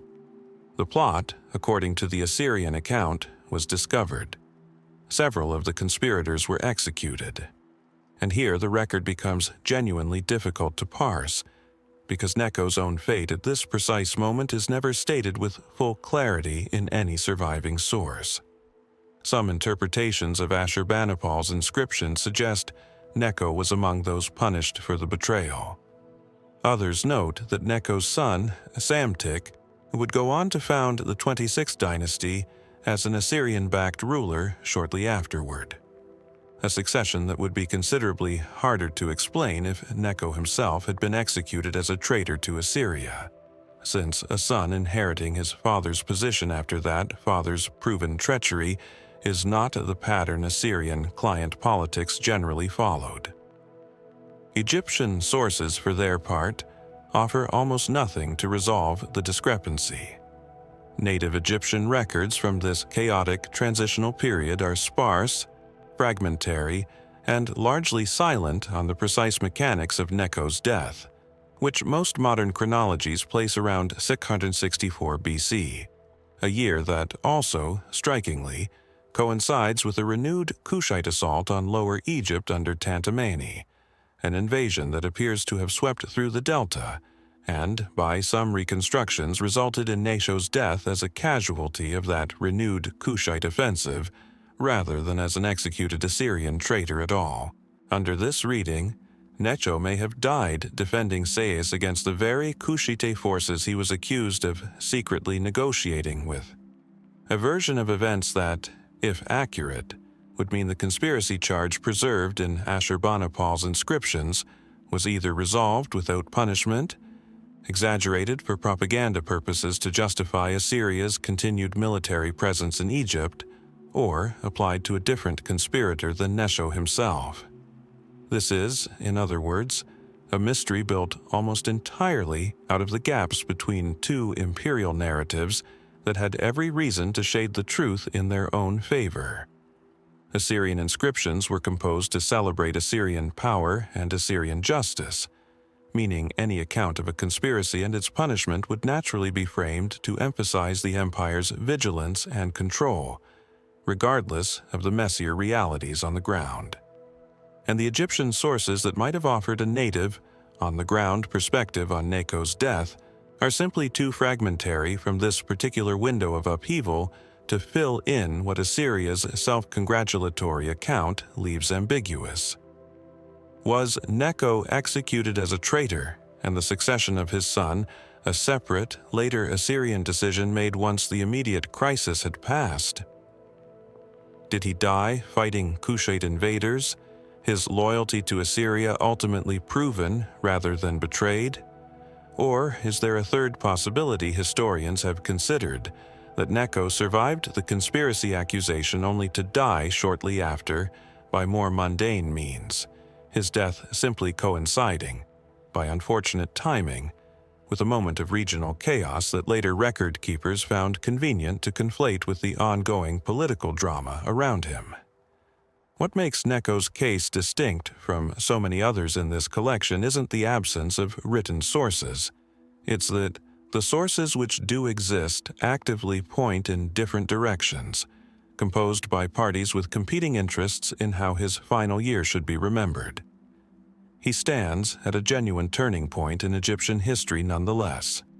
The vassal prince, whose family, whatever happened to him personally, would go on to found the dynasty that eventually broke free of Assyrian control entirely, restoring native Egyptian rule under his own son and grandson. That legacy is secure.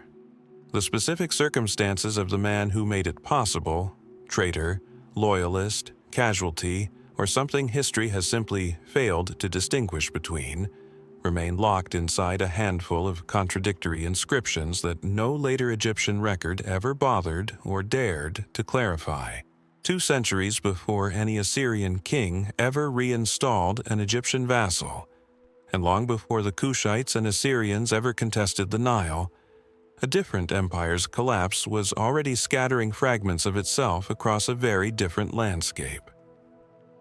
At the site of Carchemish, on the modern Turkish-Syrian border, basalt reliefs still show armored warriors and winged deities carved in a style that belongs to neither Egypt nor Mesopotamia, figures rendered in a script that puzzled archaeologists for decades after its rediscovery in the 19th century, an offshoot of the language once spoken across the mighty Hittite Empire, whose capital at Hattusili had been reduced to ash and abandonment around 1200 BC in the wider collapse that swept the eastern Mediterranean at the end of the Bronze Age. And yet here, at Carchemish and at a scattering of other sites across southeastern Anatolia and northern Syria, that same Hittite tradition, its language, its art, its royal titles, didn't die with the empire. It persisted, transformed, for another 500 years, in a network of small, independent kingdoms modern historians call Neo-Hittite. And then, by the final years of the 8th century BC, those kingdoms too begin to disappear, this time not into the sudden catastrophe that ended their imperial predecessor, but into a slower, more documented, and in some ways stranger kind of erasure. The survival itself is remarkable enough to deserve pause. When the Hittite Empire collapsed around 1200 BC, a catastrophe that also toppled Mycenaean Greece and severely damaged Egypt, part of the broader, still debated late Bronze Age collapse that historians attribute to some combination of climate stress, famine, internal rebellion, and the mysterious raiding confederation known as the Sea Peoples. Most of the great powers of the era either vanished entirely or were reduced to a fraction of their former reach. Hittite civilization, remarkably, did neither. Regional centers in the empire's former southeastern territories, including Carchemish itself, continued Hittite royal and religious traditions with real continuity, their kings still claiming Hittite royal titles, their scribes still using a modified form of the old hieroglyphic Hittite script, centuries after Hattusa itself lay in ruins. It's one of the more striking examples in the ancient world of a political culture outliving the empire that produced it, fragmenting into smaller successor states rather than disappearing outright. Those successor kingdoms, Carchemish, Carchemish's neighbors like Malatya and Tabal, and others scattered across the region, persisted through the early Iron Age as genuine, functioning states, engaging in the diplomacy, warfare, and trade of the wider Near East for half a millennium. And their end, when it came, is documented with unusual specificity by the same power responsible for so many of the endings already covered in this collection: Assyria.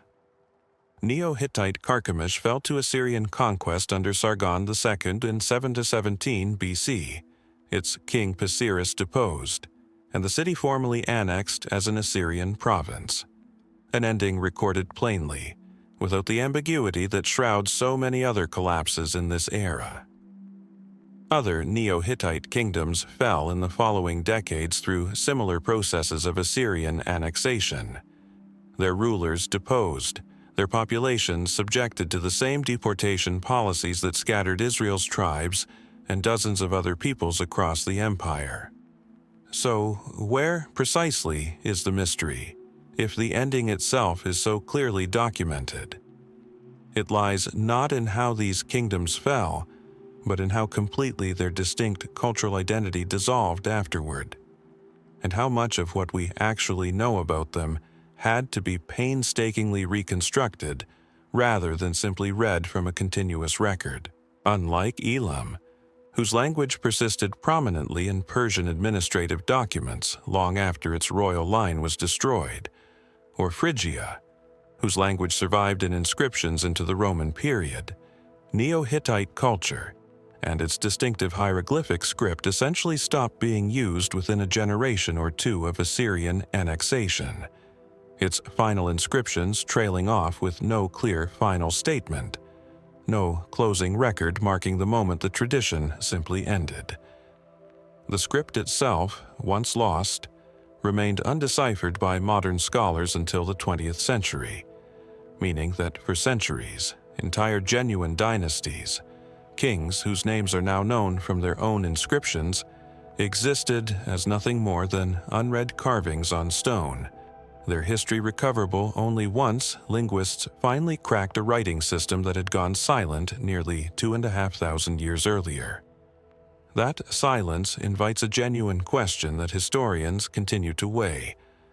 Was Neo-Hittite identity simply absorbed with unusual speed and thoroughness into the surrounding Aramaic-speaking populations that had been settling and intermixing with these kingdoms for centuries before Assyria ever arrived? A slow cultural merger already well underway that Assyrian conquest merely finalized rather than initiated? Or did Assyrian imperial policy, the same deliberate strategy of population, mixing, and deportation applied everywhere else, act with particular efficiency here, severing a 500-year cultural continuity within remarkably few generations, faster than it managed with comparably conquered peoples elsewhere in the empire?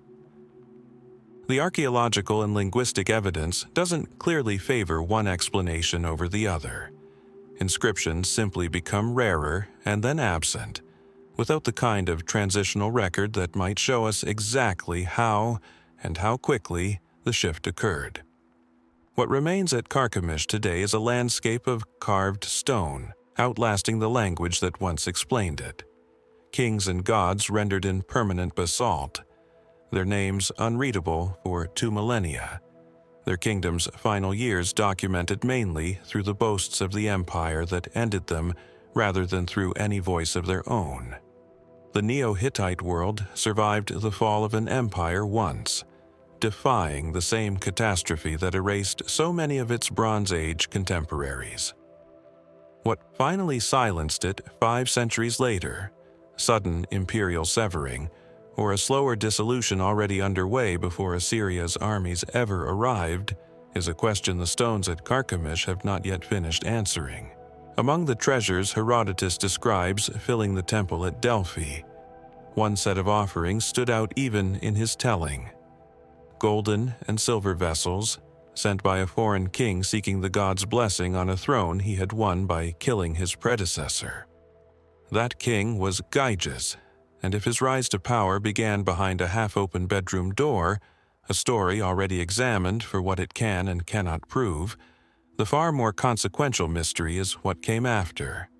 How a usurper with no inherited claim to the Lydian throne built a dynasty stable enough to endure for generations, wealthy enough to shower a distant Greek sanctuary with treasure, and powerful enough to draw the attention of the Assyrian Empire itself, before dying, by most reconstructions, on a battlefield against the very raiders who had been reshaping Anatolia throughout this era. The offerings at Delphi are not legendary. Ancient writers describe them as still visible centuries later, extravagant enough that Herodotus felt compelled to catalog them in detail: golden bowls, silver mixing vessels, thrones. For a new king with a contested claim, seeking Delphi's endorsement wasn't simply piety, it was a strategy, an attempt to launder an irregular seizure of power through the most respected religious authority in the Greek world, one whose sanction could theoretically silence rivals who might otherwise point out that the man on Lydia's throne had gotten there by killing the man who sat there before him. That the strategy apparently worked, that Gyges' dynasty, the Mermans, ruled Lydia without recorded internal challenge for well over a century afterward, is itself part of what makes his reign such an effective case study in how ancient legitimacy could be manufactured, rather than simply inherited. But manufactured legitimacy alone doesn't explain how Gyges actually held power, and this is where the record turns from religious theater to harder, messier history. Assyrian inscriptions place him under the name Gugu, appealing to Ashurbanipal for military assistance against Cimmerian incursions, a request the Assyrian king apparently granted, at least for a time, suggesting Gyges understood early that his new kingdom's survival depended on securing outside support against threats his own resources couldn't handle alone. That alliance did not last. Ashurbanipal's own inscriptions later record, with the empire's characteristic bluntness, that Gyges eventually broke faith with Assyria and sent support to the Egyptian rebel Psamtik, the same Psamtik whose father Necho's fate remains its own unresolved question during Egypt's struggle to throw off Assyrian control. Ashurbanipal's account frames what followed as divine punishment. Gyges, having betrayed his Assyrian patron, was defeated and killed by a fresh Cimmerian invasion of Lydia, his death interpreted by Assyrian scribes as the direct consequence of abandoning an alliance the gods themselves, in their telling, had sanctioned. Is that framing history or propaganda?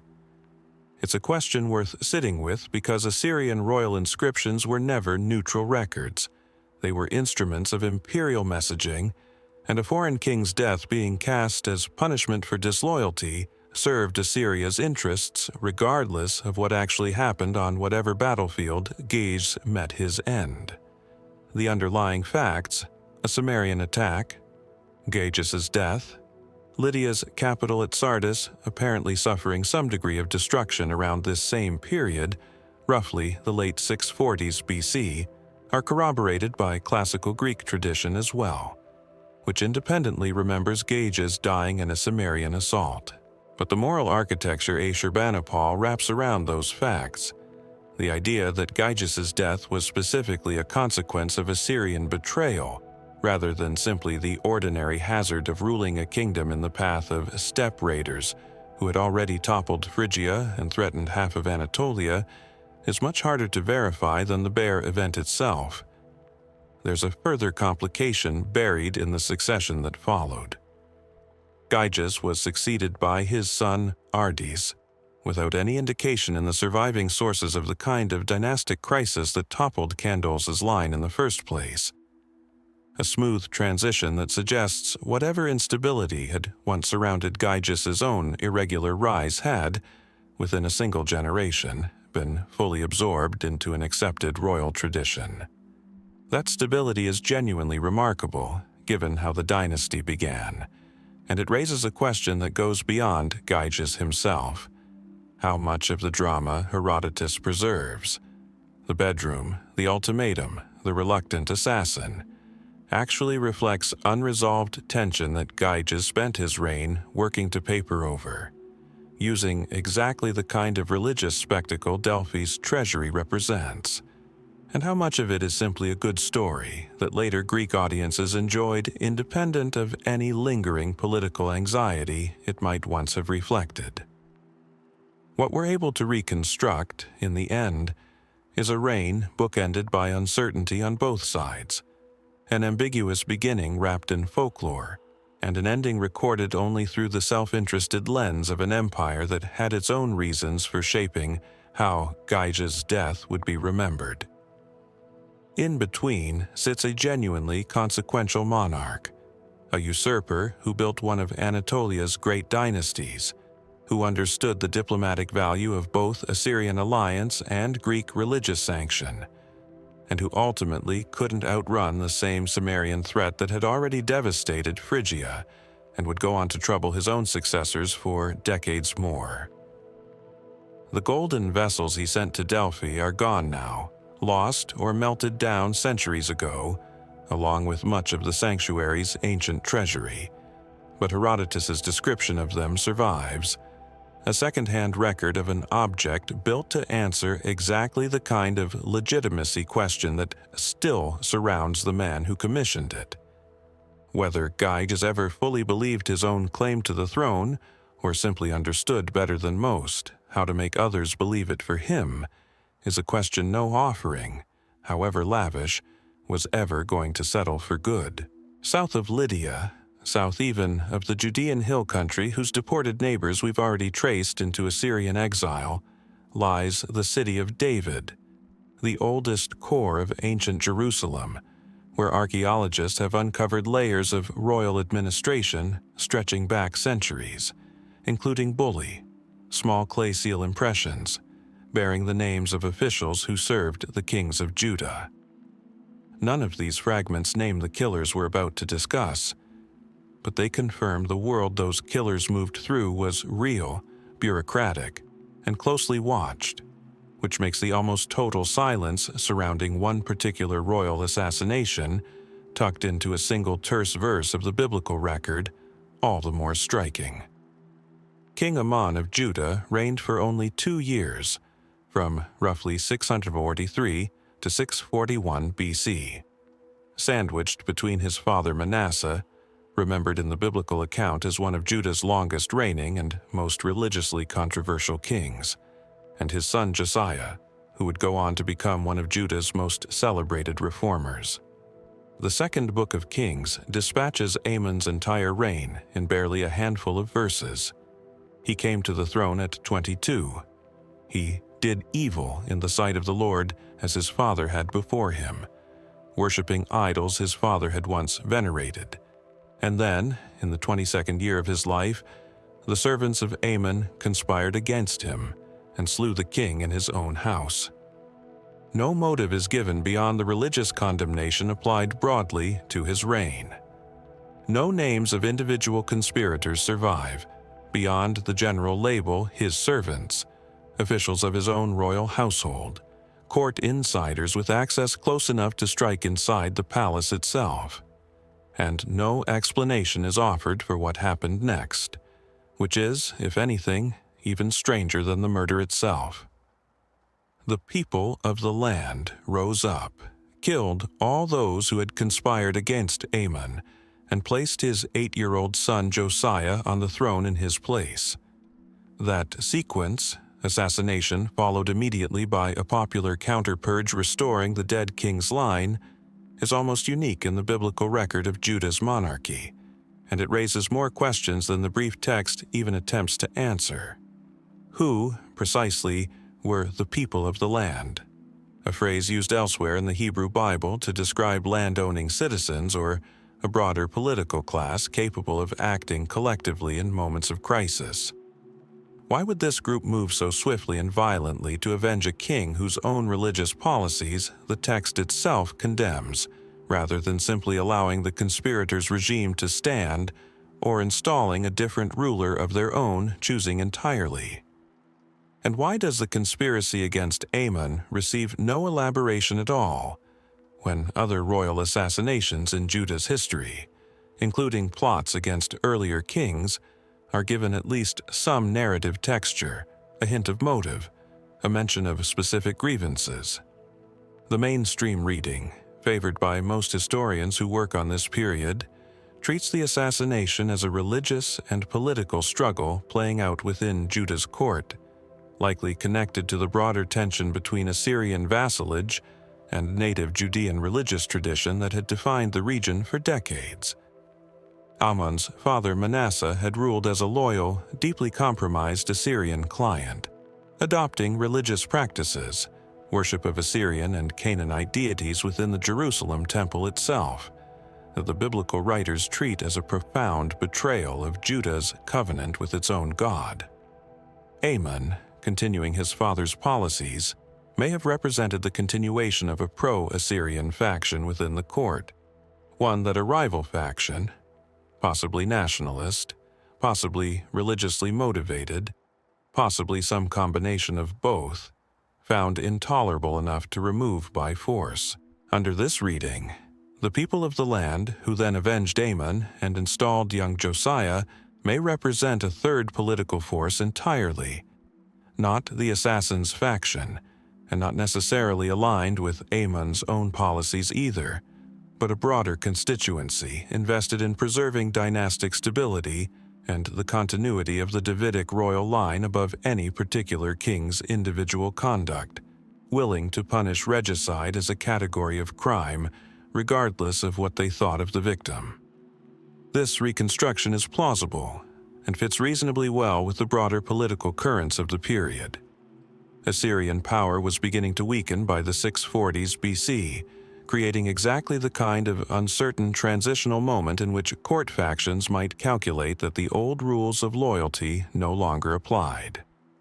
But it remains, ultimately, an inference built on a text that offers almost nothing in the way of direct evidence for anyone's actual motive.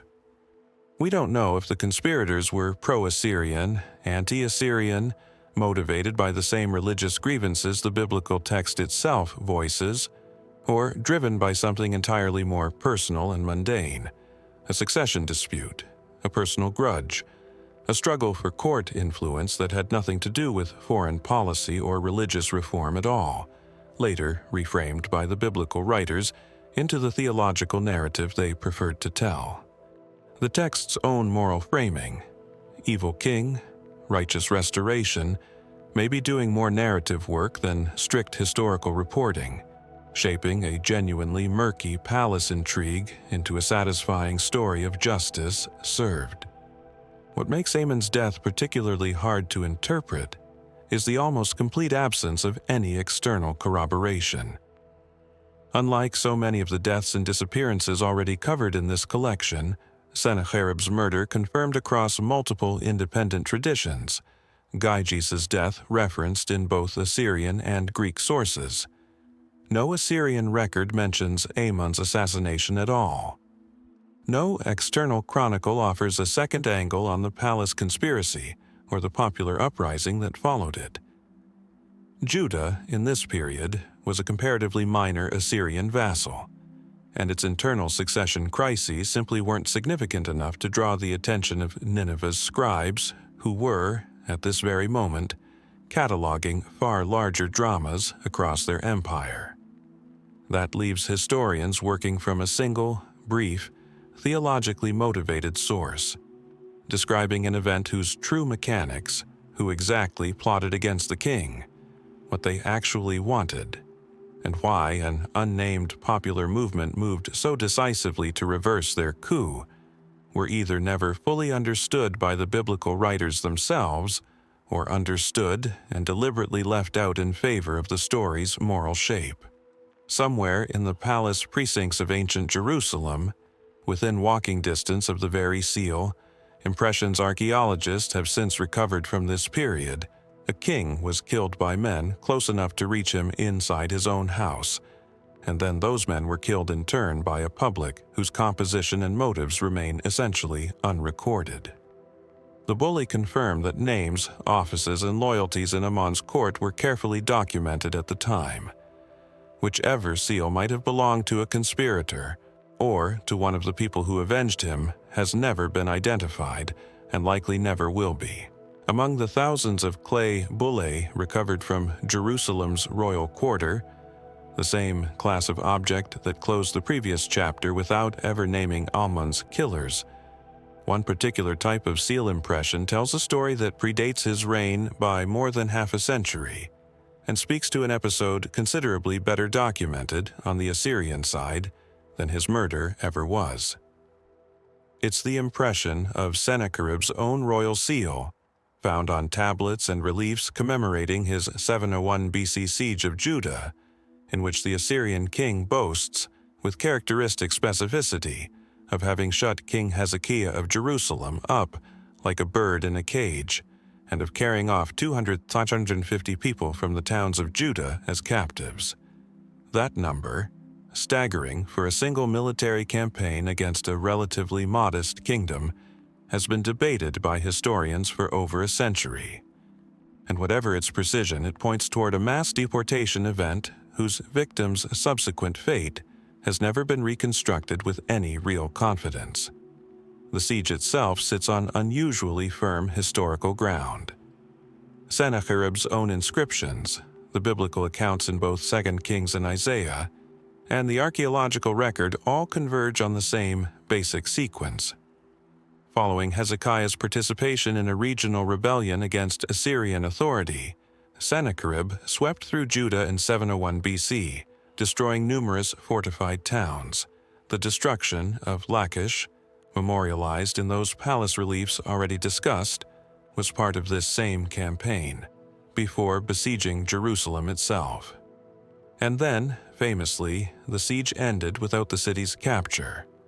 Sennacherib's own account claims tribute was paid and Hezekiah submitted, while the biblical narrative describes a sudden, catastrophic loss suffered by the Assyrian army overnight, attributed to divine intervention that forced Sennacherib's withdrawal. Modern historians generally treat the biblical account of a plague or similar disaster as plausible in outline, even if supernatural causation isn't something the historical method can adjudicate, since armies encamped for extended sieges were genuinely vulnerable to exactly this kind of sudden epidemic collapse. What isn't in dispute is that Jerusalem survived while dozens of other Judean towns did not, and that the population Sennacherib claims to have deported came overwhelmingly from those destroyed towns in the countryside, not from the capital that held out. 200,000 people is an enormous figure by ancient standards, large enough that many historians suspect scribal exaggeration or a miscopied numeral somewhere in the transmission of Sennacherib's inscriptions. Assyrian royal boasts were not disinterested statistics, and inflating a triumph was a standard practice across the genre. But even scaled down considerably by whatever margin skeptical historians prefer, the campaign clearly displaced a substantial portion of Judah's rural population, and this is precisely where the trail goes cold. Unlike the 10 tribes of the northern kingdom, deported by Assyria more than 2 decades earlier and resettled, according to both Assyrian and biblical sources, in identifiable regions around the Habor River and the cities of the Medes, Sennacherib's own account of the 701 BC campaign never specifies where Judah's captives were actually sent. The destination simply isn't recorded, an omission that stands in notable contrast to the relative specificity Assyrian scribes usually brought to describing the outcomes of their own military successes. This absence has generated a range of scholarly speculation, none of it conclusive. Some historians propose the Judean captives were distributed among existing Assyrian settlement projects already underway elsewhere in the empire, absorbed into the same general resettlement machinery that had processed the northern tribes, without warranting a distinct mention because, from an Assyrian administrative perspective, one group of deportees blended procedurally into whatever labor or military need was most pressing at the time. Others have suggested, based on limited and contested evidence, that some Judean captives may have ended up specifically in Assyrian building projects. Sennacherib was, in this same period, engaged in massive construction at Nineveh itself, and forced deportee labor from conquered territories was a standard resource for exactly this kind of monumental building program, though no inscription explicitly places Judean workers at Nineveh's construction sites. There's also a smaller, stranger thread that some researchers have pulled at. Whether any of Sennacherib's Judean captives were among the deportees later resettled in Samaria and other former territories of the northern kingdom, effectively mixing Judean and Israelite deportee populations together within the same resettlement zones, and further complicating any later attempt, ancient or modern, to trace distinct tribal or regional origins among Assyrian deportee communities. If true, this would mean that whatever became of Judah's captives is entangled, administratively and perhaps genealogically, with the exact same unresolved question already explored regarding the 10 tribes. 2 originally distinct deportations dissolving into a single, undifferentiated diaspora population within the vast internal geography of the Assyrian Empire. What we're left with, in the end, is an unusually well-attested catastrophe with an entirely undocumented aftermath. A siege confirmed by multiple independent traditions, a destruction of Judean towns visible in the archaeological record at sites like Lachish, and a captive population numbering, by even conservative estimates, in the tens of thousands, whose ultimate destination Sennacherib's own scribes simply never thought worth recording for posterity. Jerusalem's survival became one of the more celebrated episodes in the biblical narrative, a story of a city spared against overwhelming odds. But that celebration has always come at the expense of the surrounding towns and their inhabitants, whose fate, dispersed into an empire that specialized in erasing precisely this kind of distinct communal memory, remains as unrecovered today as it was the moment Sennacherib's armies marched them out of Judah and toward a destination no surviving tablet ever names. There's a particular irony worth noting before we go further south, back down the Nile to the very city whose fall would eventually help explain the mystery we just left unresolved. The Judean captives disappeared into Assyrian silence in part because Sennacherib's scribes simply didn't consider their fate worth recording. His grandson Ashurbanipal suffered from no such reticence about a far grander target, and yet, even with a conqueror this eager to boast, the physical and cultural aftermath of what he did to Egypt's most sacred city remains genuinely difficult to reconstruct. Thebes, known to Egyptians as Waset, had been for centuries the religious heart of Egyptian civilization, home to the vast temple complex of Karnak, seat of the god Amun's most powerful priesthood, and a city whose wealth and sanctity had made it, by the time of Ashurbanipal's campaigns in the 1660s BC, one of the most revered urban centers anywhere in the ancient world. When Ashurbanipal's forces captured and sacked it in 663 BC, following Egyptian rebellion against Assyrian control, in the aftermath of the very Kushite conflicts that had already claimed Necho, the Assyrian king's own inscriptions describe the plunder in almost giddy detail. Obelisks torn from their foundations, enormous quantities of gold and silver seized, and the city's population carried off. It was, by any measure, one of the most significant military and cultural blows dealt to Egypt in its long history. Significant enough that the biblical prophet Nahum, writing decades later about the fall of Nineveh, invokes Thebes's earlier destruction explicitly as a warning, asking rhetorically whether Nineveh imagined itself better protected than Thebes had been, situated among the rivers, with water round about her. And yet, for all that documented violence, what actually happened to Thebes afterward resists easy summary, because the city, unlike so many other conquests already covered in this collection, did not disappear. Karnak's temple complex continued to function, continued to receive royal dedications, and remained an important religious center for centuries after Ashurbanipal's army withdrew, meaning the destruction of Thebes was evidently severe enough to shock the ancient world, yet not so total as to end the city's role as a functioning sacred site.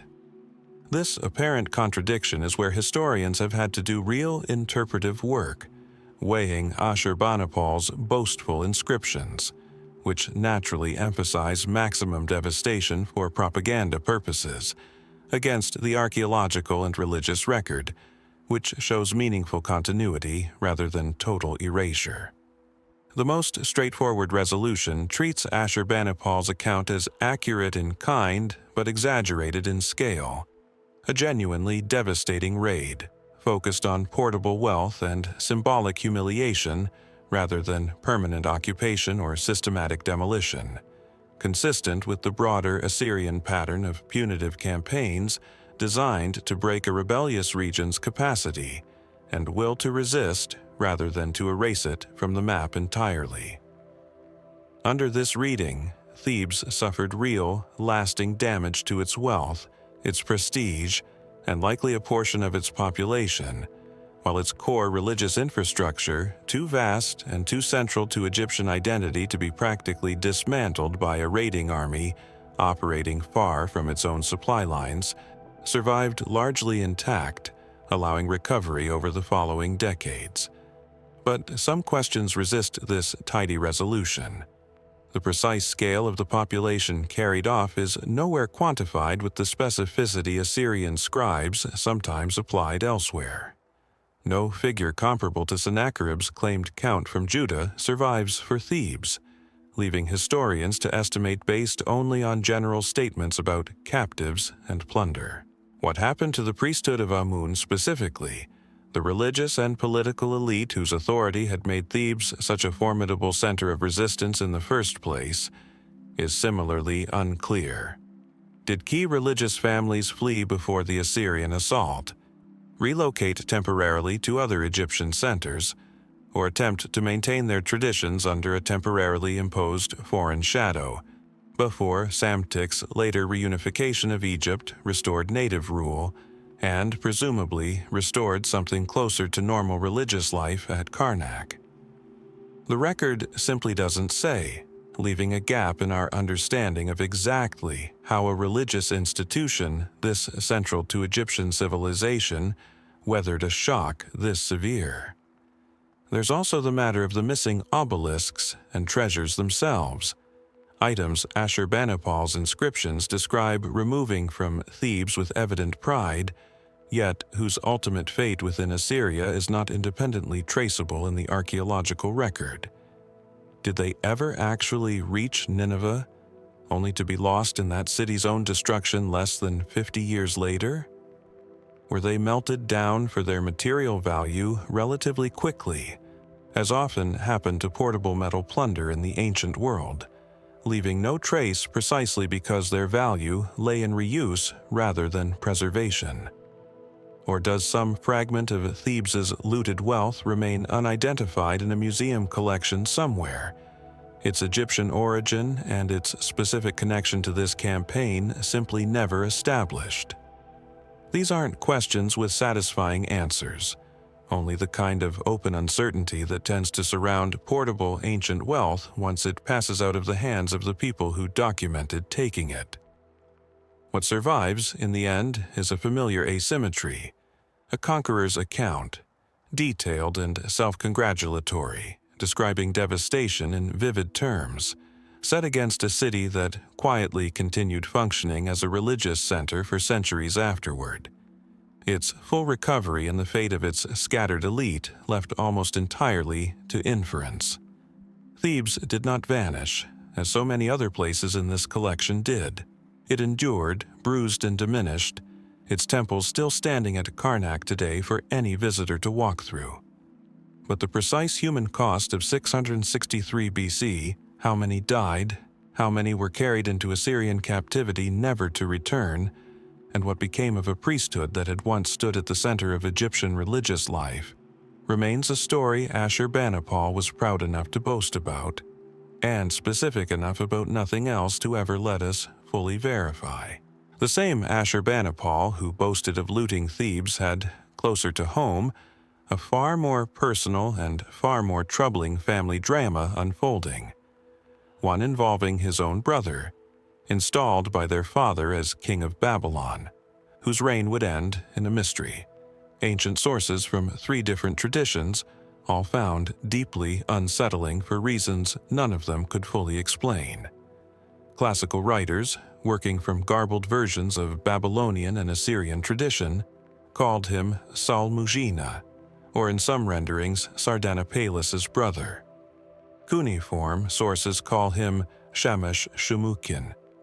Whatever the name, his story survives as one of the strangest and most violent sibling conflicts of the ancient Near East. A king who ruled a subordinate throne for 2 decades, then rose in open rebellion against the brother who had installed him, and died, according to the most persistent tradition, in a fire he apparently set himself, inside his own burning palace. The arrangement itself was unusual from the start.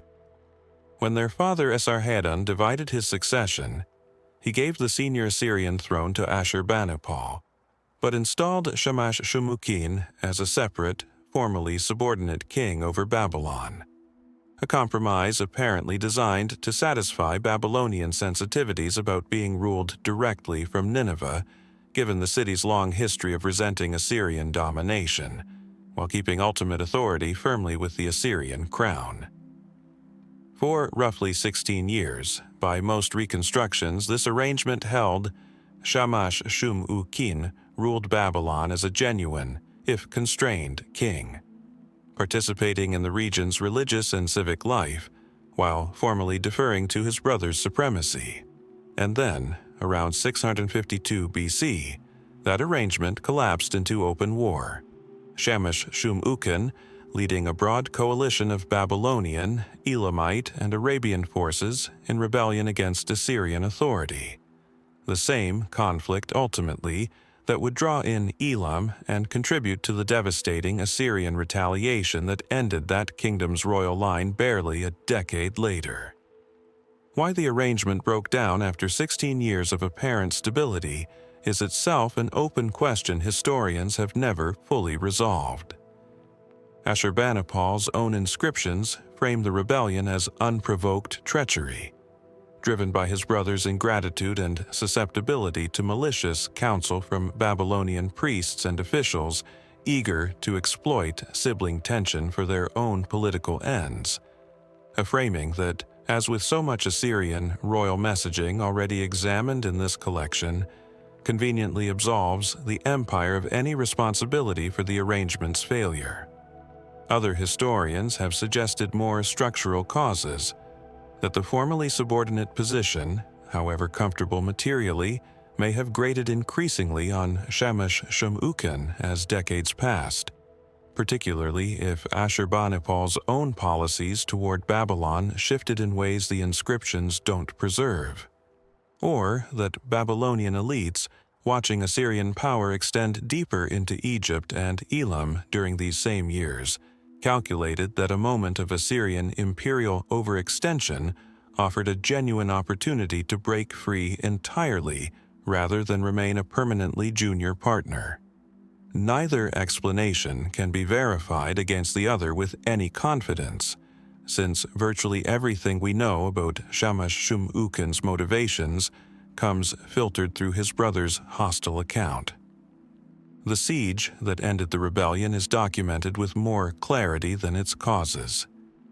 Ashurbanipal's forces surrounded Babylon for roughly 2 years, subjecting the city to a blockade severe enough that Assyrian inscriptions describe conditions of genuine famine within its walls. Residents reportedly reduced to eating their own children in the account's most extreme claims, language that, whatever its literal accuracy, was clearly meant to convey a siege of extraordinary severity.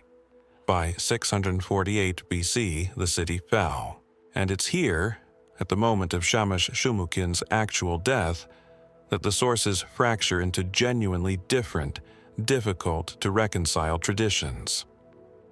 The most dramatic version, transmitted through later Greek writers and eventually crystallizing into the classical legend of Sardanapalus, a name later authors sometimes conflated with Ashurbanipal himself rather than his brother, adding another layer of confusion to an already tangled tradition, holds that Shamash-Shum-ukin, facing certain capture and the humiliation that would follow, set his own palace ablaze and died within it, whether by the fire itself or by taking his own life as the flames closed in. This image of a defeated king choosing self-immolation over surrender became, centuries later, a powerful literary motif in its own right, inspiring works of Western art and literature that had only a distant, second-hand relationship to whatever actually happened in Babylon in 648 BC. Assyrian sources are frustratingly less vivid, and in their own way just as ambiguous. Ashurbanipal's inscriptions describe his brother's death, but do so somewhat obliquely, referencing a fiery end, without providing the kind of detailed narrative that would let historians confirm whether the fire was self-inflicted, an accident of the siege's final chaotic hours, or even, as some historians have speculated more cautiously, a death Ashurbanipal's own account exaggerates or reshapes for its own symbolic purposes. A rebellious brother consumed by the very fire of his own treachery, serving Assyrian propaganda considerably better than a more mundane death by violence or disease would have. This ambiguity opens onto a genuinely unresolved question.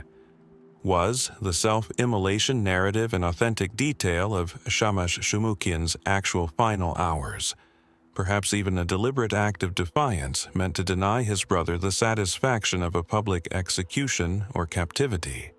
Or is it, at least in part, a literary and propagandistic elaboration, built outward from a briefer, vaguer Assyrian account into the vivid, almost operatic scene later Greek writers found so compelling? The Babylonian population's own perspective on their king's final days, what they believed happened inside that burning palace, what they told their children about the uncle-turned-rebel who had ruled and then defied Nineveh, survives nowhere in any text we've recovered, filtered out entirely by the fact that our only detailed sources are either the victor's self-serving account or a much later Greek retelling working at a considerable remove from the actual event. What remains, finally, is a rebellion whose causes are genuinely contested, and an ending whose central image, a king choosing fire over surrender, may be authentic memory, calculated Assyrian messaging, or classical embellishment layered so thickly onto a briefer original account that the two can no longer be cleanly separated.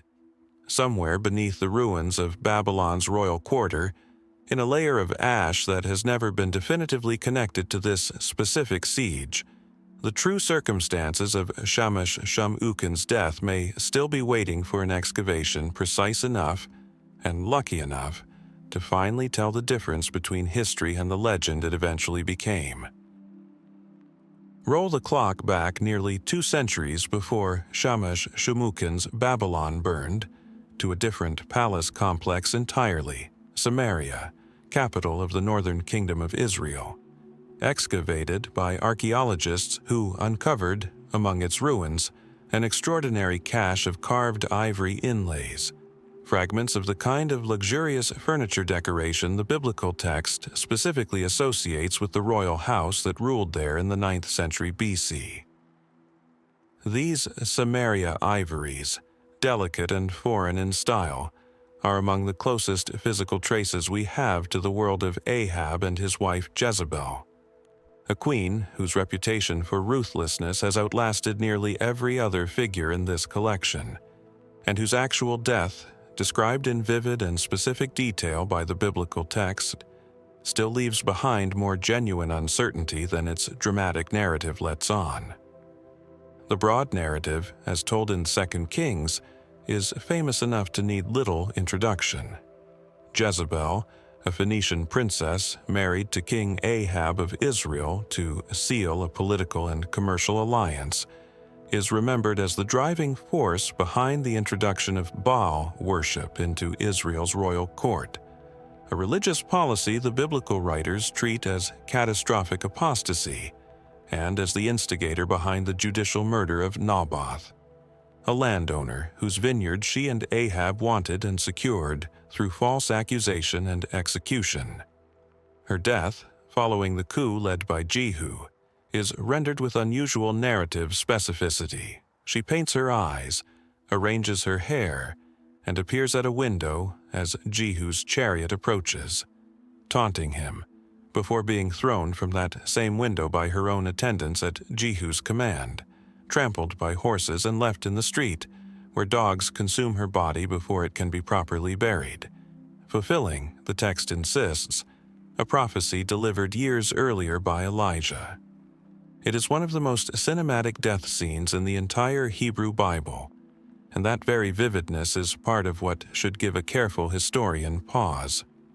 unlike Amon's assassination, dispatched in a handful of terse verses, or Ashur-uballit's disappearance, marked by an abrupt silence in the record, Jezebel's death is narrated with specific gestures, specific dialogue, a specific prophecy fulfilled almost too neatly. Ancient historiography, including biblical narrative, often used this kind of dramatic specificity as a literary device to convey moral meaning, rather than as a transcript of verified fact. Meaning the scene's very completeness is not, by itself, strong evidence for its precise historical accuracy in every detail. What can be independently corroborated is more limited, but not nothing. Jezebel's father is identified in the biblical text as Itobal, king of the Phoenician city of Tyre or Sidon, and a ruler by a similar name does appear in the fragmentary king lists preserved by the Phoenician historian Menander of Ephesus, as transmitted through the later Jewish historian Josephus, offering at least indirect second-hand confirmation that a Phoenician royal marriage of roughly this kind, between a Tyrian princess and an Israelite king, fits plausibly within the diplomatic patterns of the era. Archaeological evidence from Samaria, including those ivory fragments, confirms the kind of cosmopolitan, foreign-influenced royal court the biblical narrative describes, a household wealthy and connected enough to import luxury goods, and, plausibly, the religious practices that came attached to them.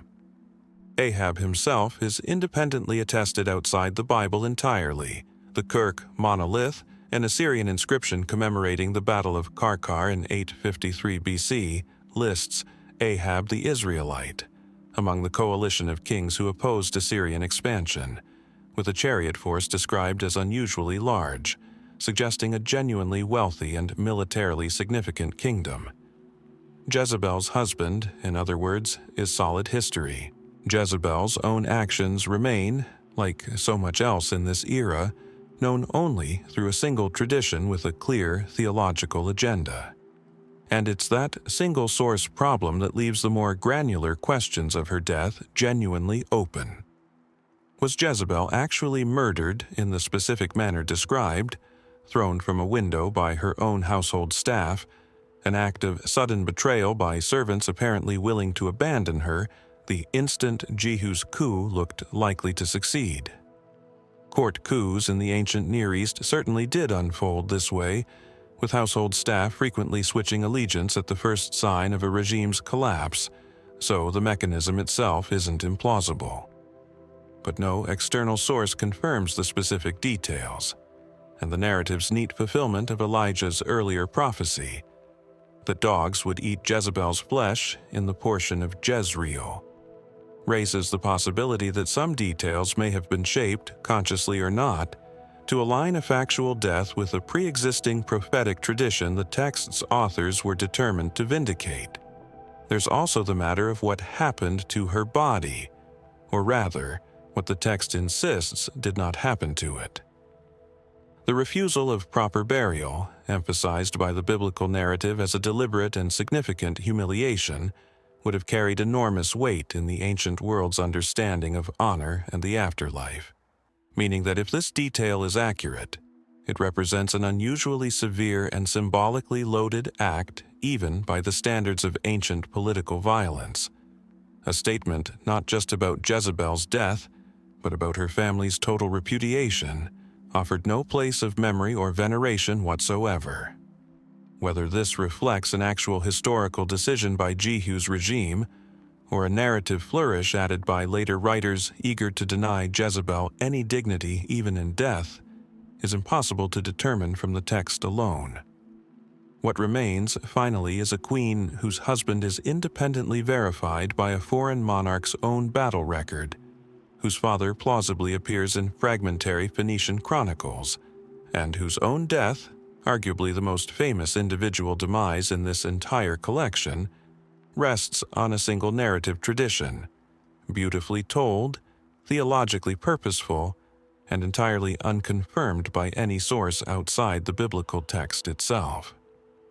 The ivories from Samaria's ruins hint at the wealth and foreign sophistication of the court she is said to have ruled beside Ahab. What they cannot do is confirm the window, the horses, or the dogs, leaving Jezebel's actual final moments suspended somewhere between historical memory and one of the ancient world's most carefully constructed morality tales. The 8-year-old boy placed on Judah's throne after his father Amon's assassination, a coronation already touched on in an earlier chapter of this collection, grew into one of the most celebrated kings in Judah's history, a reformer whose religious program the biblical writers treat with a reverence they extend to almost no other monarch. Josiah's death, however, receives none of that narrative comfort. It arrives instead at Megiddo, a site whose very name would later lend itself, through Greek transliteration, to the word Armageddon. And the manner of his death there, sudden and strategically inexplicable, has puzzled historians for over a century. By 609 BC, the year of his death, Josiah had spent 3 decades consolidating religious and political control over Judah, reportedly extending his influence into the former territory of the northern kingdom as Assyrian power collapsed.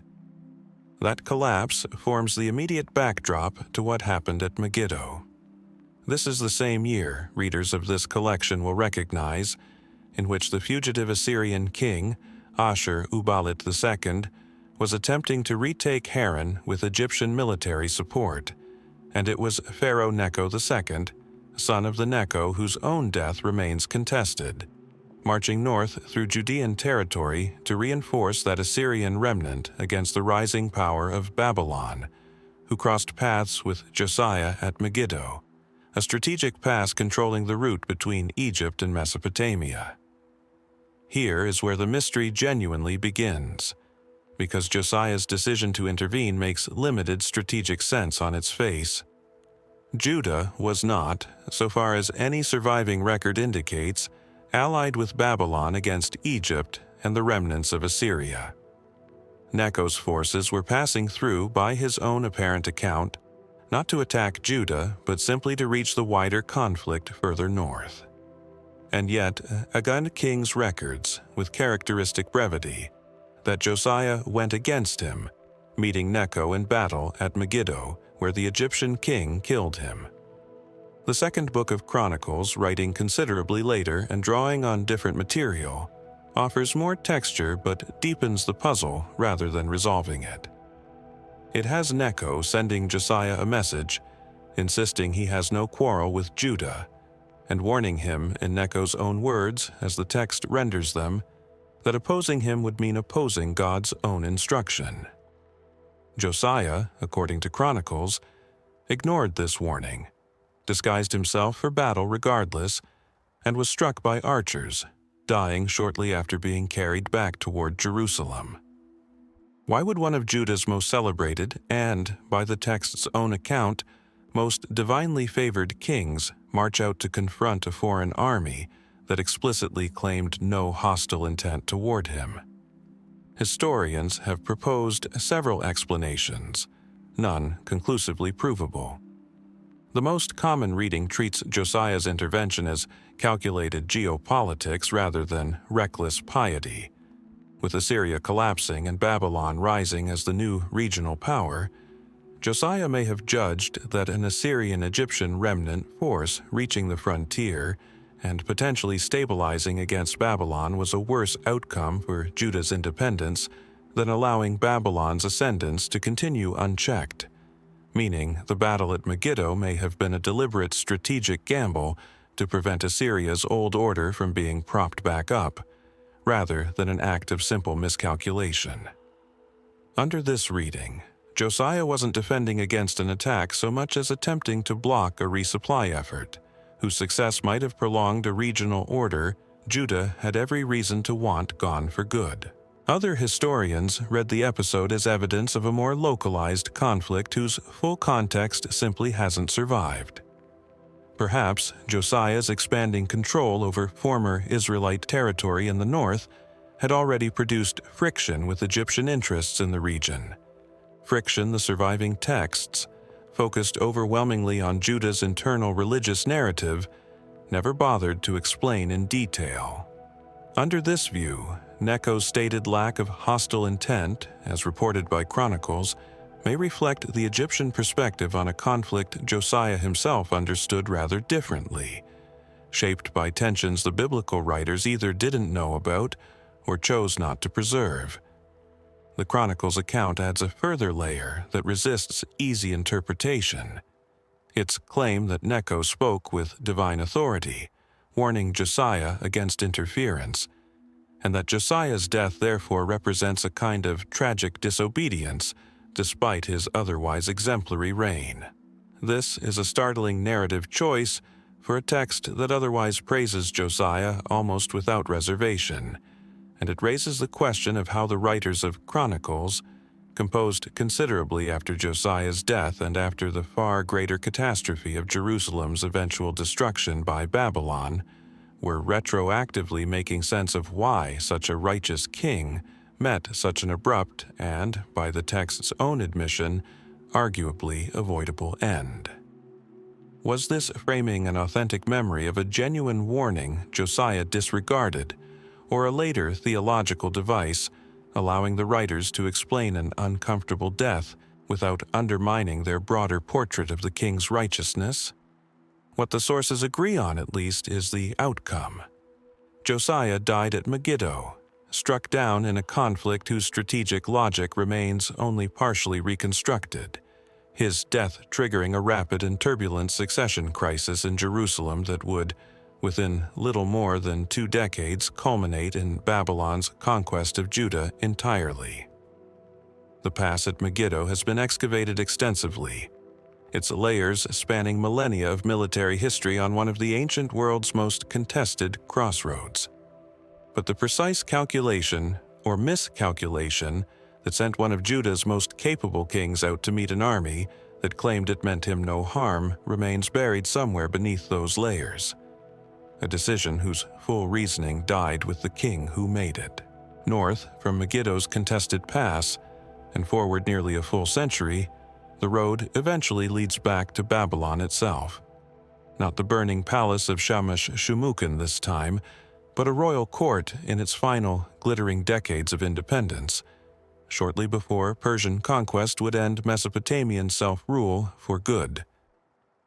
Among the administrative tablets recovered from this period is a small but telling category of document: economic records that suddenly stop referencing one king's regnal years and start referencing another's, a bureaucratic signature of political transition so abrupt that historians have had to reconstruct the crisis behind it almost entirely from these accounting shifts, since no narrative account of the event survives in anything like sufficient detail. The king whose reign ends this way is Labashi-Marduk, and his death, sometime in 556 BC after a reign of only a few months, remains one of the shortest and least explained royal tenures in the entire history of Babylon. What little we know begins with his family. Labashi-Marduk was the son of Neriglissar, a Babylonian king who had himself come to power through violent, though better documented circumstances. Neriglissar was widely understood to have been involved in the overthrow of Amon-Marduk, his own predecessor and brother-in-law, whose reign had likewise been brief and whose death is itself only partially explained in surviving sources, a pattern of short, contested reigns that characterizes this entire final generation of Babylonian independence. When Neriglissar died of apparently natural causes after a reign of about 4 years, his young son Labashi-Marduk inherited the throne. And it's here that ancient sources, chiefly the later Greek historian Berosus, writing centuries afterward, and drawing on Babylonian priestly records no longer independently available to us, describe a king whose brief reign was marked by behavior serious enough to provoke a swift palace coup. Berosus's account, as preserved through later citation, characterizes Labashi-Marduk as young, perhaps still a child or barely more than 1, and prone to displaying what the text describes as bad character, vague language that has generated considerable debate among historians about what, precisely, this actually meant in practice. Was this a description of genuine cruelty or erratic behavior serious enough to alarm Babylon's court officials and priesthood, the kind of conduct that might legitimately threaten the stability of a kingdom already unsettled by a rapid sequence of short reigns? Or was it, as with so many hostile characterizations of deposed rulers throughout this collection, a retrospective justification supplied by the very officials who benefited from his removal, dressing up what was fundamentally a political power grab in the language of moral necessity? The surviving fragment gives us the accusation without the evidence, the verdict without the trial. What happened next is recorded with slightly more clarity, though still at a considerable remove from the events themselves. A group of conspirators, described in Berossus's account as friends of the young king who had turned against him, killed Labashi-Marduk after a reign lasting only a few months, and installed in his place a man named Nabonidus, a figure who was not, so far as any source indicates, closely related to the preceding royal line at all. A genuine outsider whose own path to the throne remains almost as murky as the death that created his opportunity.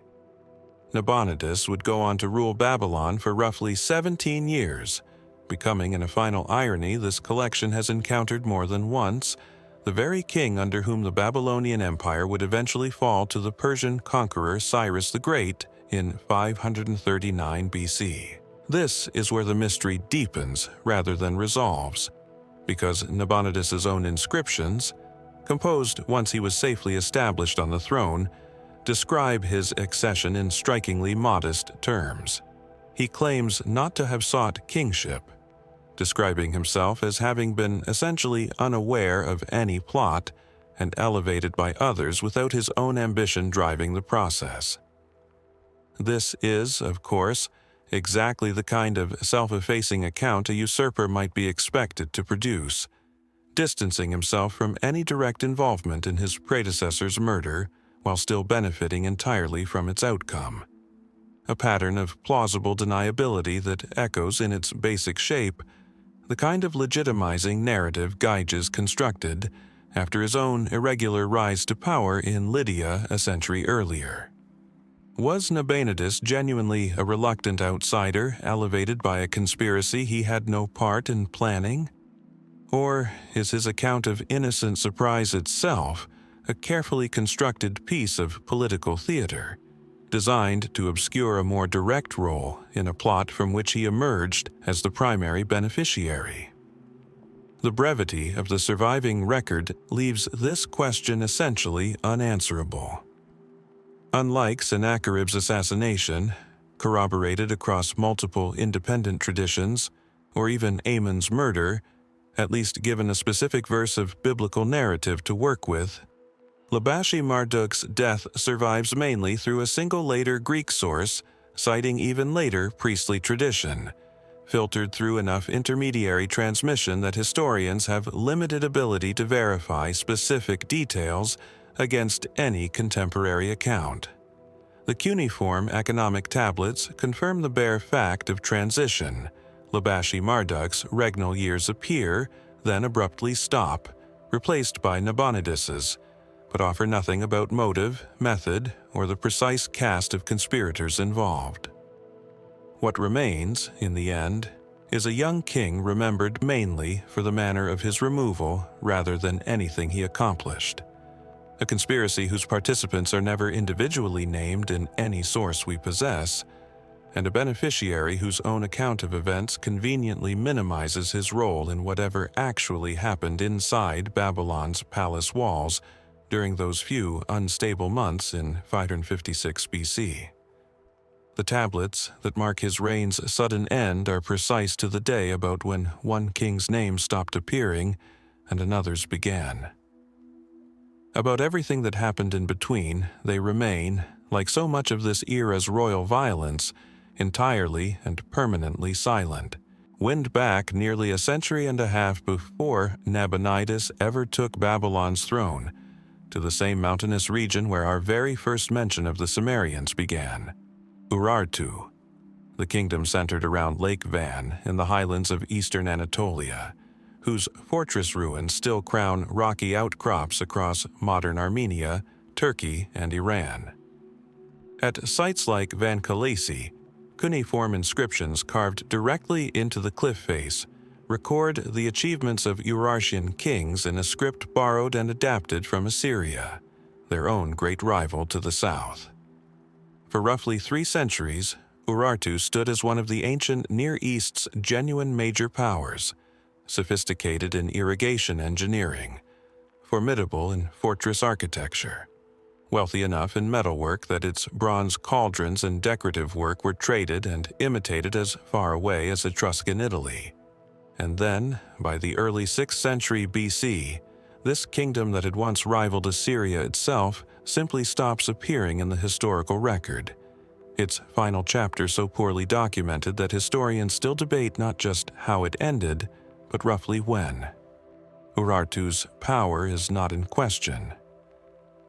Assyrian kings from Shalmaneser III through Sargon II treated it as a genuine peer threat rather than a minor frontier nuisance, launching major campaigns specifically against Urartian territory and boasting, when successful, of victories that Assyrian scribes clearly considered significant achievements rather than routine border skirmishes.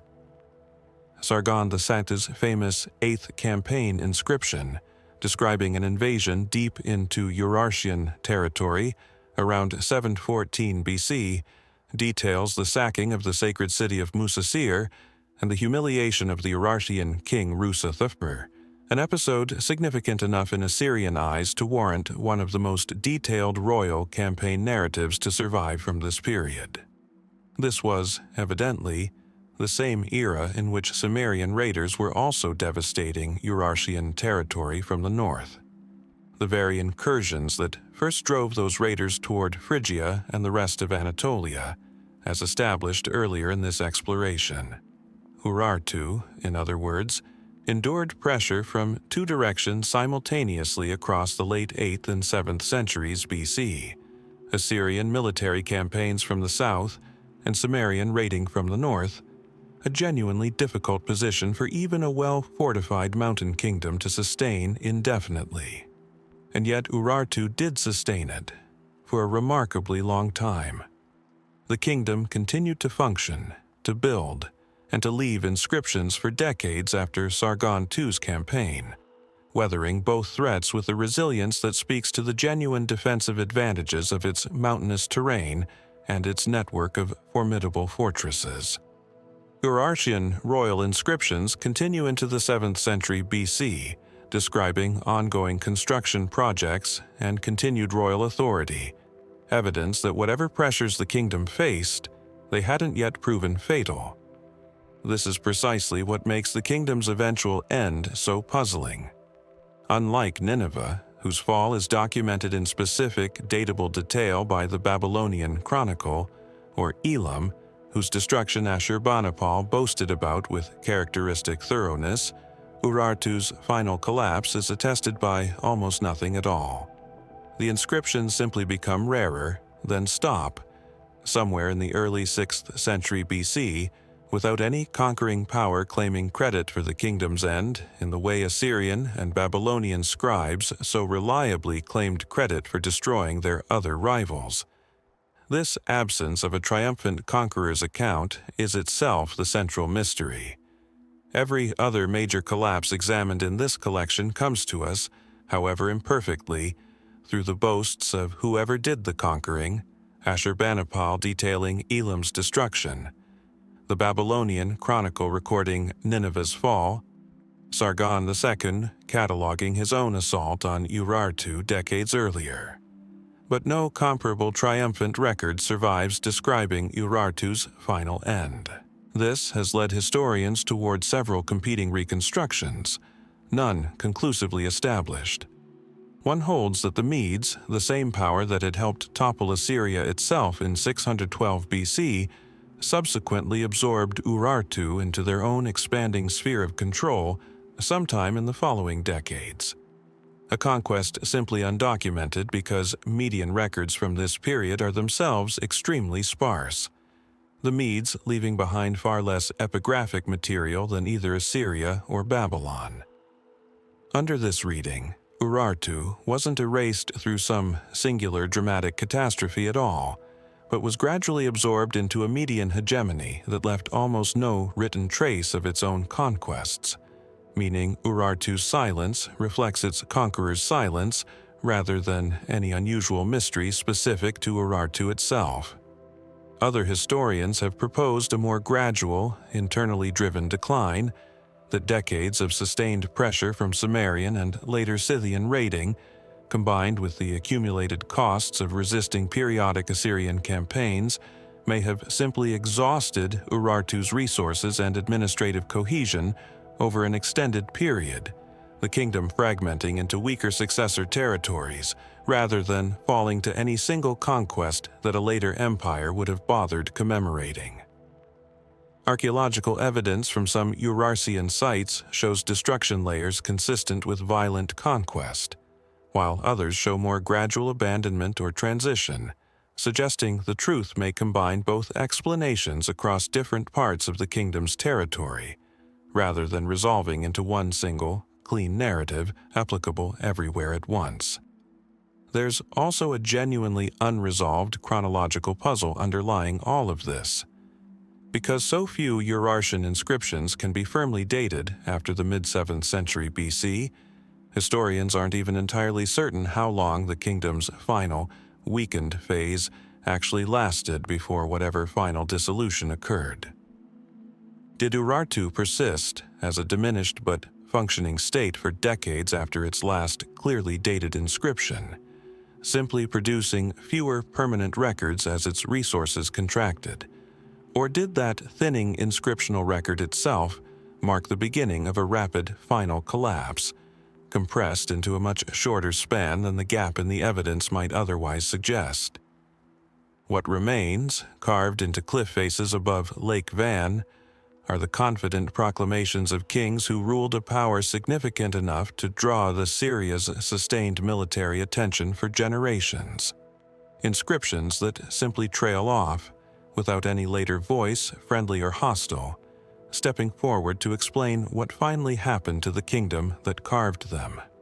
Somewhere in the archaeological layers still being excavated across the mountains of eastern Anatolia, in fortresses not yet fully studied, the final chapter of Urartu's history may yet be waiting to be read.